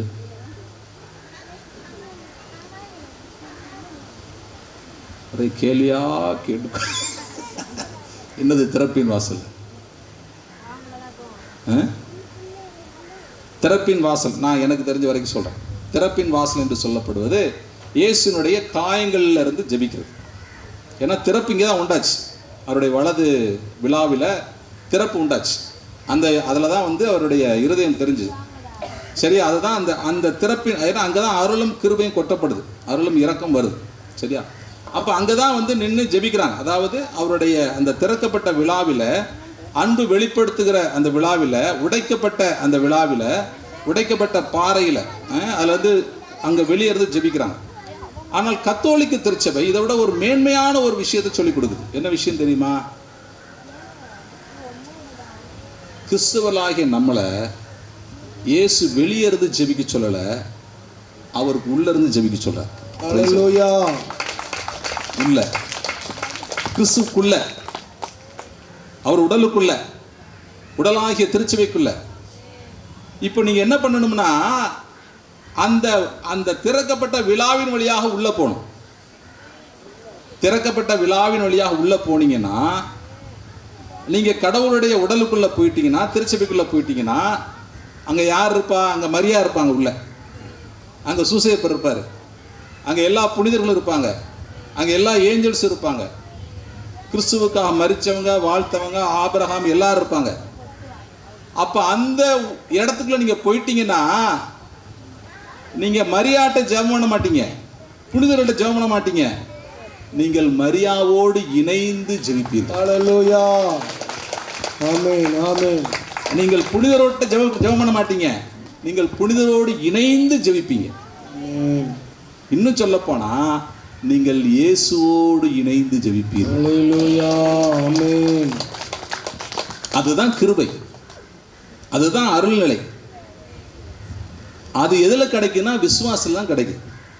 நீங்கள் விசுவாசத்தின் மூலமாகத்தான் கடவுளுடைய அந்த காயங்களுக்குள்ள உள்ள போக முடியும், உடலுக்குள்ள போக முடியும். அந்த பாக்கியத்தை கிறிஸ்து உங்களுக்கு தர்றாரு. Praise the Lord, praise the Lord, praise the Lord. இயேசுவே நன்றி. இப்போ நீங்க இந்த வசனத்தை வாசிங்க. எபேசியர் 4:4ல 2ஆம் வசனத்தை வாசிங்க. முழுமன தாழ்மையோடும் கனிவோடும் பொறுமையோடும் ஒருவரை ஒருவர் அன்புடன் தாங்கி அமைதியுடன் இணைந்து வாழ்ந்து தூய ஆவி அருளும் ஒருமைப்பாட்டை காத்துக்கொள்ள முழு முயற்சி செய்யுங்கள். அப்ப பவுல் என்ன சொல்றார் அப்படின்னு பாத்தீங்கன்னா, நீங்க உங்க சகோதர சகோதரர்களை நீங்க எப்படி தாங்கணும்னா, ஏன்னா நீங்க அடிபட்டுட்டீங்க, விசுவாசத்துல நீங்க அடிபட்டுட்டீங்க, கடவுள் உங்களை பண்படுத்தியிருக்கிறாரு, கிறிஸ்துவுக்காக துன்பங்களை ஏற்றுக்கொண்டிருக்கிறீங்க, அப்போ நீங்க விசுவாசத்தில் உறுதி அடைஞ்சிருக்கிறீங்க, உங்களுடைய வாழ்வு மாறி இருக்குது. அப்போ நீங்க எப்படி ஆயிட்டீங்கன்னு பார்த்தீங்கன்னா, நீங்கள் கிறிஸ்துவோடு இணைந்து ஜெபிக்கிறவளாக மாறிட்டீங்க, கிறிஸ்துவ உடலா நீங்க ஃபீல் பண்றீங்க. Price the Lord, praise the Lord, praise the Lord. இயேசுவே நன்றி, இயேசுவே நன்றி. அப்போ நீங்க எப்படி நீங்க வந்து யோசிப்பீங்க பார்த்தீங்கன்னா, அந்த உடலா இருக்கிறத நீங்க யோசித்தீங்கன்னா, அந்த விசுவாச கிருபை நிலையில நீங்கள் ஜெபிக்கும்போது உங்கள் கூட நிறைய புனிதர் வந்து ஜெபிக்கிறது உணர்வீர்கள். நீங்கள் கோயிலில் பூசையில் போய் உட்காந்தீங்கன்னா, அங்கே இயேசு எழுந்தேற்றம் பண்ணும்போது அங்கே எல்லா புனிதர்களும் மாதா எல்லாரும் இருக்கிறத நீங்கள் வந்து உணர்வீர்கள். நீங்கள் வந்து அந்த பூசையில் வந்து பரிசுத்தமாக போய் நின்னீங்கன்னா, உங்கள் கூட எல்லா புனிதர்களும் நிற்கிறத நீங்கள் உணர்வீர்கள். Price the Lord, praise the Lord, praise the Lord, praise the Lord. நான் பொய் சொல்லலை, நான் பொய் சொல்லலை, நான் உண்மையை சொல்கிறேன். இது வந்து ஏதோ ஒரு உணர்ச்சியில் பேசுறதல்ல, இதை நான் உணர்ந்திருக்கிறேன், இதை நான் அனுபவிச்சிருக்கிறேன். கிறிஸ்தவர்களாகிய நம் ஒவ்வொருவருக்கும் இந்த கிருபையை கடவுள் கொடுக்கிறார். விசுவாசத்தில் நாம் வாழும் பொழுது கொடுக்குறார். உங்களுடைய வார்த்தையும் செயலும் இணைந்திருக்கும் பொழுது கொடுக்குறார். Praise the Lord. Praise the Lord. இயேசுவே நன்றி, இயேசுவே நன்றி, இயேசுவே நன்றி. அந்த எபேசியர் 5:6 வைங்க. 4வது அதிகாரத்தில் 5வது வசனம் 6வது வசனம் வாசி. ஆண்டவர் ஒருவரே, நாம் கொண்டுள்ள நம்பிக்கை ஒன்றே, திருமுழுக்கு ஒன்றே, எல்லாருக்கும் கடவுளும் தந்தையுமானவர் ஒருவரே, அவர் எல்லாருக்கும் மேலானவர், எல்லார் மூலமாகவும் செயலாற்றுபவர். பாருங்க, இப்போ நான் சொன்ன ஒரு காரியம் என்ன சொல்றாரு பார்த்தீங்கன்னா, உடல் ஒன்று. அவர் சொல்ற அழகான ஒரு காரியம், உடல் ஒன்று தான். கிறிஸ்து ஏற்படுத்தின உடல் ஒன்று தான், திருச்சபை ஒன்று தான், பரிசுத்தாவின் ஒன்று தான், இயேசு ஒருவர் தான், தந்தை ஒருவர், எல்லாரும் ஒருத்தர் தான். ஒரு அருமையான ஒரு விஷயம் சொல்றாரு, நம்பிக்கையும் ஒன்று தான், விசுவாசம் ஒன்று தான். அதனால தான் நான் சொன்னேன், நீங்கள் மரியாவோடு விசுவாசத்தில் இணைய முடியும், நீங்கள் புனிதர்களோடு விசுவாசத்தில் இணைய முடியும், நீங்கள் இயேசுவோடு விசுவாசத்தில் இணைய முடியும். ஏன்னா நம்பிக்கை ஒன்று தான், விசுவாசம் ஒன்று தான். என்ன விசுவாசம்? இந்த உலகம் பூரா கடவுளுக்குள்ள வரும், அதுதான் விசுவாசம். அதான் இயேசு விரும்புகிறாரு, அதான் நானும் விரும்புகிறேன். அப்போ என்னுடைய நோக்கம் பூரா என்னதுன்னா, இதற்காகத்தான் நான் உழைக்க வேண்டும், இதற்காகத்தான் ஜெபிக்க வேண்டும், இதற்காகத்தான் என்னுடைய வார்த்தை அமைய வேண்டும், வாழ்க்கை அமைய வேண்டும். Praise the Lord. Praise the Lord. இயேசுவே நன்றி, இயேசுவே நன்றி. இந்த பாவசேத்தனை போற விரும்புகிறவங்க எல்லாம் கொஞ்சம் தயவுசெய்து போயிட்டு வாங்க, 5 பேராக போங்க.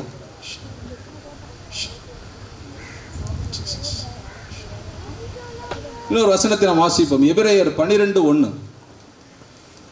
எபிரேயர் 12:1. எனவே திரண்டு வரும் மேகம் போல் இத்தனை சாட்சிகள் நம்மை சூழ்ந்து நிற்க, எந்த சுமையையும் நம்மை பற்றி கொண்டிருக்கும் எந்த பாவத்தையும் உதறி தள்ளிவிட்டு நமக்கு குறிப்பிட்டுள்ள பந்தயத்தில் மன உறுதியோடு ஓடுவோமாக. அப்போ ரொம்ப அழகான ஒரு விஷயத்தை சொல்றார். இது இந்த உடலோடு சம்பந்தப்பட்ட ஒரு விஷயத்தை சொல்றார். இத்தகைய திரளான மேகம் போன்ற சாட்சிகள் நம்மை சூழ்ந்து நிற்க. இந்த சாட்சிகள்லாம் யாரு அப்படின்னா, இந்த உடலுக்குள்ள நான் போயிட்டேன் இல்லையா, இந்த உடல்ல இருக்கக்கூடிய இந்த புனிதர்கள், மரியா, எல்லாரும் தான், அதான் சாட்சிகள். இத்தகைய திரளான மேகம் போன்ற சாட்சிகள் நம்மை சூழ்ந்து நிற்க, எந்த சுமையையும் எந்த பாவத்தையும் உதறி தள்ளிவிட்டு நமக்கு கொடுக்கப்பட்டுள்ள பந்தயத்தில் மிகுந்த மன உறுதியோடு ஓடுவோமாக.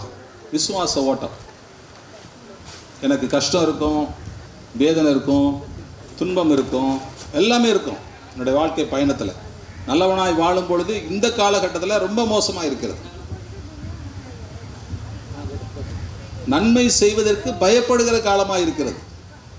நன்மை செய்வதை மறைத்து செய்ய வேண்டியிருக்குது. அப்படிதான் இருக்குது இப்போ உலகம்.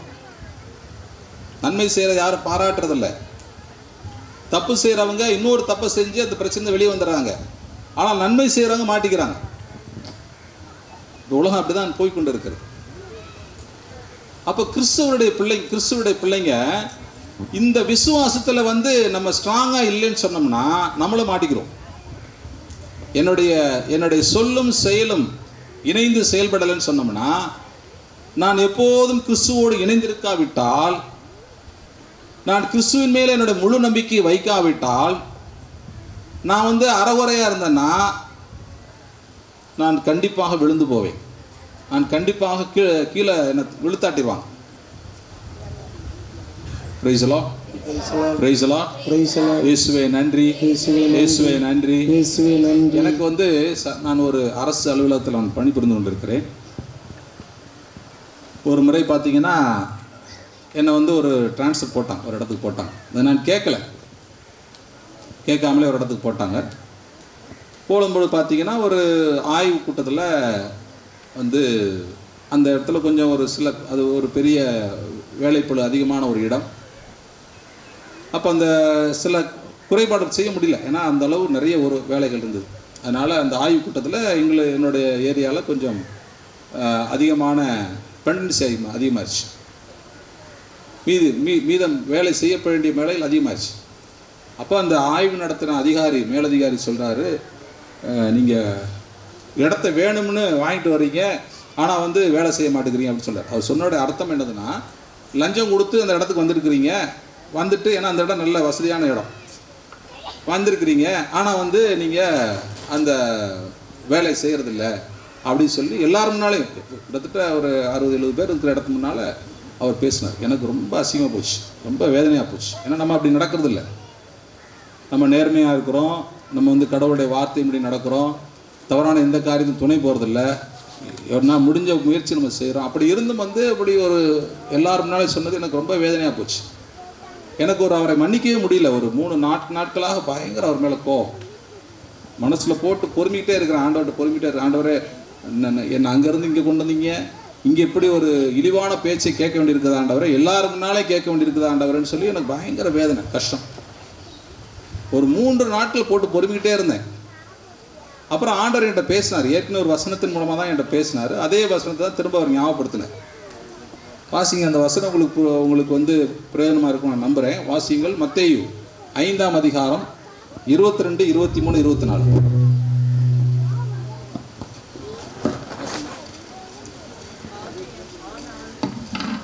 ஆனால் நான் உங்களுக்கு சொல்கிறேன், தம் சகோதர சகோதரிகளிடம் சினம் கொள்கிறவர் தண்டனை தீர்ப்புக்கு ஆளாவர். தம் சகோதரரையோ சகோதரியையோ முட்டாளே என்பவர் தலைமை சங்க தீர்ப்புக்கு ஆளாவர். அறிவிலியே என்பவர் எரி நரகத்துக்கு ஆளாவர். ஆகையால் நீங்கள் உங்கள் காணிக்கையை பலிபீடத்தில் செலுத்த வரும்பொழுது உங்கள் சகோதரர் சகோதரிகள் எவருக்கும் உங்கள் மேல் ஏதோ மனத்தாங்கள் உண்டென அங்கே நினைவூற்றால் அங்கேயே பலிபீடத்தின் முன் உங்கள் காணிக்கையை வைத்துவிட்டு போய் முதலில் அவரிடம் நல்லுறவு ஏற்படுத்தி கொள்ளுங்கள், பின்பு வந்து உங்கள் காணிக்கையை செலுத்துங்கள். அப்போ அந்த வசனத்தையோடு என்ன பேசினார், நீ வந்து கடவுளுடைய பிள்ளை தான், நீ கடவுளுடைய விருப்பத்தின்படி தான் நடக்கிற, தவறு செய்யலை, சரியாக தான் நடக்கிற, அவர் சொன்னதெல்லாம் அபாண்டம் தான், என்றாலும் கூட நீ அவனை மன்னிக்கணும்னு சொன்னார். அப்போ நான் ஒரு 4 நாட்களுக்கு அப்புறம் கஷ்டப்பட்டு நான் மன்னித்தேன். சரி, ஆண்டவர் சொல்லிட்டாரே அப்படி சொல்லி நான் மன்னிச்சிட்டேன். மன்னிச்சுட்டு என்ன பண்ணிட்டேன்னு பார்த்தீங்கன்னா, அவருக்காக ஜெபிக்க, அப்புறம் அவருக்காண்டி நான் ப்ளஸ் பண்ணி அவரை வந்து நல்லா இருக்கணும், ஆண்டவரே ஆசீர்விட்டவராக இருக்கணும் அப்படின்னு சொல்லி என்னோடய ஜெபத்தில் ஒரு நாள் இன்றைக்கும் ஜெபித்து தான் வந்திருக்கிறேன். நான் ஜெபிக்க ஆரம்பிச்சிட்டேன், இது பண்ணிட்டேன். அப்புறம் அது அப்படியே அது பிரச்சனை முடிச்சு. என்ன ஆச்சுன்னு பார்த்தீங்கன்னா, இந்த சம்பவம் நடந்து 30 நாட்கள் கழித்து நான் ஒரு இடத்துக்கு கேட்டிருந்தேன். எனக்கு ஒரு என் வீட்டுக்கு பக்கத்தில் ஒரு இடத்துக்கு கேட்டிருந்தேன், மாறுதல் கேட்டிருந்தேன். அந்த மாறுதல் 1 மாதம் கழித்து எனக்கு போட்டுறாங்க. அதாவது அந்த 31/3 முடிஞ்சு 4ஆவது மாதம் வரும்போது முதல் ஆர்டரில் வருது. பொதுவாக வந்து இதெல்லாம் ரொம்ப கஷ்டப்பட்டு தான் வாங்குவாங்க, செலவு பண்ணி தான் வாங்குவாங்க. ஆனால் ஒரு செலவும் இல்லாமல், நான் யாரையும் பார்க்க கூட இல்லை, எந்த அதிகாரி என்னை திட்டினாரோ அதே அதிகாரி எனக்கு அந்த ஆர்டர் போட்டு கொடுத்தாரு. என்கிட்ட கேட்டாங்க, நீங்கள் யாரை போய் பார்த்தீங்க, எவ்வளோ செலவு பண்ணீங்க அப்படின்னு கேட்டாங்க. நான் சொன்னேன், யாரையும் செலவு பண்ணல, யாரையும் பார்க்கல, பார்க்கவும் மாட்டேன் அப்படி சொன்னேன். Price the Lord, praise the Lord. இயேசுவே நன்றி, இயேசுவே நன்றி, இயேசுவே நன்றி. சமீபத்தில் எனக்கு ஒரு ப்ரொமோஷன் ஆர்டர் வந்துச்சு. அப்போ மதுரையில் ஒரு வேக்கன்சி வந்து, நான் மதுரையில் தான் எனக்கு வீடு இருக்குது, மதுரையில் ஒரு வேக்கன்சி வந்துச்சு. மற்ற இடங்களில் இருந்துச்சு, தமிழ்நாட்டில் வேறு மற்ற மாவட்டங்களில் இருந்துச்சு. அப்போ என்னை எல்லாரும் சொன்னாங்க, நீங்கள் கொஞ்சம் போய் மதுரையில் வாங்குறதுக்கு முயற்சி பண்ணுங்கள் அப்படின்னு சொன்னாங்க. அப்போ முயற்சி பண்ணால் என்ன செய்யணும் உங்களுக்கு தெரியும், செலவு பண்ண வேண்டியிருக்கும், நிறைய காரியங்களை செய்ய வேண்டியிருக்கும். அது வந்து எனக்கு பிரியமில்லாது, அது கடவுளுக்கு பிரியமில்லாத நான் செய்கிறதில்ல. அப்போ நான் ஆண்டவர்கிட்ட சொன்னேன், எனக்கு நான் பண்ண மாட்டேன், நீங்கள் என்ன கொடுக்குறீங்களோ போகிறேன் அப்படின்னு சொன்னேன். அப்போ எனக்கு வந்து மதுரை கிடைக்கல, இன்னொருத்தர் போட்டாங்க, எனக்கு வந்து இன்னொரு ஊருக்கு போட்டாங்க. நான் அதில் போய் ஜாயின் பண்ணிட்டு இப்போ நான் மகிழ்ச்சியாக இருக்கிறேன். ஏன் மகிழ்ச்சியாக இருக்கிறேன்னா, இயேசு என் கூட இருக்கிறார். நான் வம்படியாக கிறிஸ்துவனுடைய போதனைக்கு விரோதமாக தவறான முறையில், தவறான வழியில் நான் விரும்பின இடத்த வாங்கியிருந்தா, நான் விரும்பின இடத்த வாங்கியிருப்பேன். ஆனால் அங்கே கிறிஸ்து என் கூட இருக்க மாட்டார். Price the Lord, praise the Lord, praise the Lord. இயேசுவே நன்றி, இயேசுவே நன்றி. எனக்கு கஷ்டம்தான். கிட்டத்தட்ட எனக்கு ஒரு 150 கிலோமீட்டர் தூரம் இருக்குது வீட்டிலேருந்து. நினச்ச உடனே வர முடியாது. வாரத்தில் ஒரு நாள் தான் வர முடியும், ஞாயிற்றுக்கிழமை மட்டும்தான் வர முடியும். எல்லாம் கஷ்டம்தான், பிரச்சனை தான், வேதனை தான். என்றாலும் கூட கிறிஸ்துவுக்குள் நான் மகிழ்ச்சியாக இருக்கிறேன். கிறிஸ்து என்னோடு இருக்கிறத நான் உணர்கிறேன், அனுபவிக்கிறேன். என்னுடைய வேலைகளை செய்வது எந்த வித மனசில் எந்த விதமான ஒரு கஷ்டமோ ஒரு எதுவுமே இல்லை. என்னுடைய குடும்பத்தை கிறிஸ்து பார்த்துக்கிறார், என்னுடைய வேலைகளை கிறிஸ்து பார்த்துக்கிறார். நான் அந்த இடத்துல இருந்து செயல்படுவதை விடவும் நேர்த்தியாக கிறிஸ்து செய்து கொடுக்கிறேன். நான் அந்த இடத்துல வீட்டில் இருந்தானா எப்படி செய்வேனோ அதை விடவும் நல்லா செஞ்சு கொடுக்குறேன். அப்போ ஏன் நான் பயப்படணும், ஏன் நான் யோசிக்கணும், ஏன் நான் வம்படியாக போய் ஒரு காரியத்தை நான் செய்யணும், கிறிஸ்துவுக்கு பிரியமில்லாத காரியத்தை நான் செய்யணும். Price the Lord, praise the Lord, இயேசுவே நன்றி, இயேசுவே நன்றி. ஆக கிறிஸ்துவுக்குள் பிரியமான சகோதர சகோதரிகளே, வார்த்தையின்படி வாழ்வது என்பது கஷ்டம்தான், வேதனை தரக்கூடிய ஒரு விஷயம்தான். நிறைய குடும்பத்தில் கஷ்டம் வரும், நிறைய காரியங்கள் எல்லாம் நீங்கள் யோசிக்க வேண்டியிருக்கும். நிறைய பேர் உங்களை கமெண்ட் அடிப்பாங்க, ஏன்டா பைத்தியக்காரனாக இருக்கிற, பிழைக்க தெரியாமல் இருக்கிற, ஏன் லஞ்சம் வாங்க மாட்டேங்கிற, ஏன் அதை செய்ய மாட்டேன், ஏன் போக மாட்டேங்கிற, எல்லாம் இவ்வளோ நிறைய அறிவுரை சொல்லுவாங்க.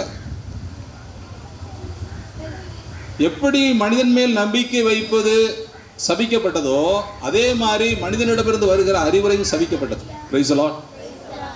கிறிஸ்துவனுடைய போதனைக்கு விரோதமாக அந்த அறிவுரை இருந்தால் அது சபிக்கப்பட்ட அறிவுரை.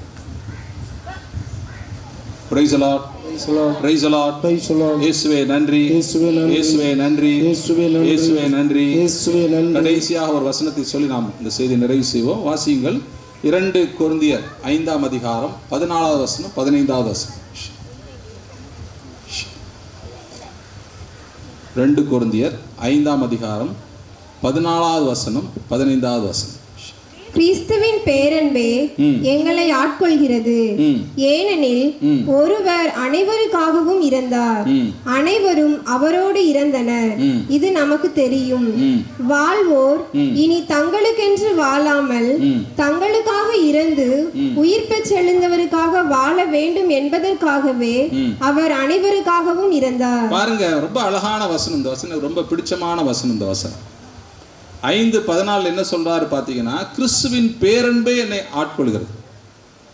எப்படிப்பட்ட பேரன்புன்னு பார்த்தீங்கன்னா, ஒருவர் அனைவருக்காகவும் இறந்தார். இயேசு இந்த உலகத்தில் எல்லாருக்காகவும் இறந்தார், அனைவரும் அவரோடு இறந்தனர். நம்ம எல்லாருமே திருமுழுக்குள்ள இயேசுவோடு இறக்குறோம். வாழ்வோர் இனி தங்களுக்கென்று வாழாமல் தங்களுக்காக இறந்து உயிர் பெற்றிருந்தவருக்காக வாழ வேண்டும் என்பதற்காகவே கிறிஸ்து நமக்காக மரித்தார். அப்போ கிறிஸ்து மரிச்சது சும்மா ஏதோ ஒரு கட்டாயத்தின் பேரில் அல்ல, சுமத்தப்பட்ட ஒரு காரியம் அல்ல, அவர் விரும்பி செய்த காரியம். என்ன காரியத்தினால செய்தார்னா, நான் அவர் விட்டு சென்ற வேலையை செய்ய வேண்டும். எதற்காக கிறிஸ்து எனக்காக மரிச்சாரோ அதே மாதிரி நான் இயேசு கிறிஸ்துவின் மேல் நம்பிக்கை வச்சு இயேசு கிறிஸ்துவின் வார்த்தையின்படி வாழ்ந்து அந்த வார்த்தையினால் ஏற்படக்கூடிய அவமானங்களை துன்பங்களை சகிச்சு கொண்டு விசுவாசத்தில் உறுதி பெற்று பரிசுத்த ஆவியானவர் எனக்குள்ள செயல்படுகிற அந்த நேரத்தில் அந்த அன்பு, கிறிஸ்துவனுடைய அன்பு, அந்த பேரன்பு என்னை ஆட்கொள்ளும் பொழுது அந்த அன்பை என்னுடைய சகோதர சகோதரிகளுக்கு கொடுக்கும்படியாக கொடுத்து அவர்களை மீட்புக்குள்ளாக வழிநடத்தும்படியாக, இதுதான் கடவுளுடைய திட்டம், இதுதான் கடவுள் விரும்புகிற காரியம், இதுதான் நாம் விரும்புகிற செயல்பாடு. இதுதான் சொன்னது 1 கொரிந்தியர் 4:20 என்ன சொன்னார், இயேசு என்ன சொன்னார், பவுல் என்ன சொன்னார் அப்படின்னு பார்த்தீங்கன்னா, இறை ஆட்சி என்பது செயல்பாட்டில் இருக்கணும். செயல்பாட்டில், சும்மா பேச்சில் இருக்கக்கூடாது, செயல்பாட்டில் இருக்கணும். இப்போ செயல்பாடு என்பதற்கு நம்ம என்ன பார்த்தோம், என்ன வசனத்தை பார்த்தோம்னு பார்த்தீங்கன்னா, ஒரு தடவை நான் உங்களுக்கு ஞாபகப்படுத்த விரும்புகிறேன். அந்த 1 கொரிந்தியர் 4:14 நாம் வாசித்தோம். இந்த நெறிமுறைகள் என்ற ஒரு காரியத்தை இயேசுவோடு இணைந்த நிலை என்று வாசித்தோம். அப்புறம் அந்த இணைந்த நிலை அப்படின்னா என்னன்னு பார்த்தீங்கன்னா, அந்த 1 தீமோத்தேயு 1:14 இயேசு கிறிஸ்துவோடு இணைந்த நிலையில் ஏற்படும் நம்பிக்கையோடும் அன்போடும் கடவுளின் அருள் அளவின்றி பெருகியது. அப்போது நம்பிக்கையும் அன்பும் கிறிஸ்துவோடு இணைஞ்சிருந்தோம்னா நமக்குள்ள பெருகும். அதைத்தான் அருள் நிலை என்று சொல்லுது. அப்போ அந்த நம்பிக்கை யார் மேலே வைக்கிறது அப்படின்னு பார்க்கும்பொழுது 1 யோவான் 3:23 வாசித்தோம். நம்பிக்கையை இயேசுவின் மேலே வைக்கணும், அன்பை பிற மனிதர்கள்ட்ட நாம் செலுத்தணும் என்று பார்த்தோம். அப்போ இப்படி செய்யும் பொழுது நமக்கு என்ன நடக்குதுன்னு என்ன நடக்குதுன்னு பார்த்தீங்கன்னா, அந்த ரோமையர் 5ஆம் அதிகாரம் 2:1-6 வசனங்களின்படியாய் என்ன சொல்லார் அப்படின்னு பார்த்தீங்கன்னா, நம்ம இயேசு கிறிஸ்துவை விசுவசிக்கிறோம் என்று சொன்னோம்னா நம்ம கடவுளுடைய மாட்சி நமக்கு கிடைக்கும். அதே சமயம் நம்ம கடவுளுக்காக துன்பங்களை அவருடைய பிள்ளையாய் வாழும் பொழுது சில கஷ்டங்களை வேதனைகளை நம்ம அனுபவிக்கத்தான் வேணும். அப்போ தான் விசுவாசத்தில் உறுதி அடைவோம். அப்போ தான் நம்ம நம்முடைய வாழ்க்கை மாறும். அப்போ தான் நம்ம கடவுளுடைய பிள்ளைகளாய் அது ஒரு மகிழ்ச்சி ஊட்டக்கூடிய அனுபவமாக இருக்கும். அப்போ தான் கடவுளுடைய அன்பு நமக்குள்ளே பொழியப்படும். அந்த அன்பை நம்ம பிறருக்கு கொடுக்கிறவர்களாக மாறுவோம். Praise lord, praise lord, praise lord. அப்புறம் நம்ம என்ன பார்த்தோம்னு பார்த்தீங்கன்னா, யாக்கோபு 2ஆம் அதிகாரம் 14-22 வசனங்களில் என்ன பார்த்தோம்னா, நம்பிக்கை என்பது செயல் வடிவம் பெறும். செயல் வடிவம் பெற்றாதான் அது உண்மையான விசுவாசம் என்பதை நம்ம பார்த்தோம். அதே மாதிரி பார்த்தீங்கன்னா, அந்த எபேசியர் 4ஆம் அதிகாரம் முதல் 6 வசனங்களில் நம்ம கிறிஸ்துவனுடைய உடலாக இருக்கிறோம். நம்பிக்கை ஒன்று, இயேசு ஒருத்தராக இருக்கார். அப்போ நம்ம அந்த உடலுக்குள்ளே நுழையும் பொழுது நம்ம கிறிஸ்துவோடு இணைந்து ஜெபிக்கிறோம், தூதர்களோடு இணைந்து ஜெபிக்கிறோம் என்பதை பார்த்தோம். கடைசியாக எப்படி முடிச்சோன்னு பார்த்தீங்கன்னா, 2 கொரிந்தியர் 5ஆம் அதிகாரம் 15ஆம் வசனத்தில் வாழ்வோர் இனி தங்களுக்கென வாழாமல் கிறிஸ்துவுக்காக வாழ வேண்டும் என்பதை நம்ம பார்த்தோம். ஆக கடவுளுடைய பிள்ளைகளாக இருக்கிற நமக்கு கிறிஸ்து கொடுக்கிற ஒரு அழைப்பு என்னன்னு பார்த்தீங்கன்னா, வெறும் பேர் கிறிஸ்தவர்களாக இருக்காதீங்க, செயல் கிறிஸ்தவர்களாக இருங்க. கிறிஸ்து என்ன சொல்கிறாரோ விரும்புகிறாரோ, என்ன வார்த்தை என்ன சொல்லுதோ அதை செயலில் காட்டுகளாக இருங்க. மன்னிக்கணும்னா மன்னிங்க, ஏற்றுக்கொள்ளுங்க, அவமானங்களை ஏற்றுக்கொள்ளுங்க. கிறிஸ்துவனுடைய நெறியில் நாம் விலகக்கூடாது. நாம் கிறிஸ்து நம்மளை நம்பித்தான் அந்த உலகத்தை விட்டு போயிருக்கார். வேறு யாரும் அவருடைய பணியை செய்வதற்கு இல்லை. அவருடைய பணியை செய்ய வேண்டிய கடமையும் கட்டாயம் நமக்கு தான் இருக்குது. அப்போ அந்த கடமையில் நம்ம தவறக்கூடாது. அதற்காக சில கஷ்டங்கள் வரத்தான் செய்யும், வேதனைகள் வரத்தான் செய்யும். என்றாலும் கூட நாம் அந்த நிகழ்விலே நாம் உறுதி அடைந்தோம் என்று சொன்னால், அதில் நம்ம ஸ்ட்ராங்காக வருதான் சொன்னோம்னா அதற்குரிய ஆசீர்வாதங்களை கிருபைகளை கிறிஸ்து தருவார். Price the Lord, praise the Lord. இயேசுவே நன்றி, இயேசுவே நன்றி, இயேசுவே நன்றி. ஒரு ஸ்டான்ஸா மட்டும் படிப்போம். அந்த நம்பிக்கையினால் நீ எழுந்திருப்போம், முடிப்போம். நம்பிக்கையினால் நீ வாழ்வு பெறுவாய் நண்பனே, நீ பயப்படாதே. நம்பிக்கையினால் நீ வாழ்வு பெறுவாய் நண்பனே, நீ பயப்படாதே. பயம் வேண்டாம், திகில் வேண்டாம், படைத்தவர் உன்னை நடத்தி செல்வார். பயம் வேண்டாம், திகில் வேண்டாம், படைத்தவர் உன்னை நடத்தி செல்வார். நம்பிக்கையினால் நீ வாழ்வு பெறுவாய் நண்பனே, நீ பயப்படாதே. நம்பிக்கையினால் நீ வாழ்வு பெறுவாய் நண்பனே, நீ பயப்படாதே. உலகிலே இருக்கும் அவனை விட நமக்குள் இருக்கிறவர் பெரியவர், இருப்பவர் பெரியவரே. பாடுவோம். உலகிலே இருக்கும் அவனை விட எனக்குள் இருப்பவர் பெரியவரே. துணை நின்று உனக்காய் யுத்தம் செய்வார், துரிதமாய் வெற்றி காண செய்வார். துணை நின்று உனக்காய் யுத்தம் செய்வார், துரிதமாய் வெற்றி காண செய்வார். பயம் வேண்டாம், திகில் வேண்டாம், படைத்தவர் உன்னை நடத்தி செல்வார். பயம் வேண்டாம், திகில் வேண்டாம், படைத்தவர் உன்னை நடத்தி செல்வார். நம்பிக்கையினால் நீ வாழ்வு பெறுவாய் நண்பனே, நீ பயப்படாதே. நம்பிக்கையினால் நீ வாழ்வு பெறுவாய் நண்பனே, நீ பயப்படாதே. பயம் வேண்டாம், திகில் வேண்டாம், படைத்தவர் உன்னை நடத்தி செல்வார். பயம் வேண்டாம், திகில் வேண்டாம், படைத்தவர் உன்னை நடத்தி செல்வார். நம்பிக்கையினால் நீ வாழ்வு பெறுவாய் நண்பனே, நீ பயப்படாதே. நம்பிக்கையினால் நீ வாழ்வு பெறுவாய் நண்பனே, நீ பயப்படாதே.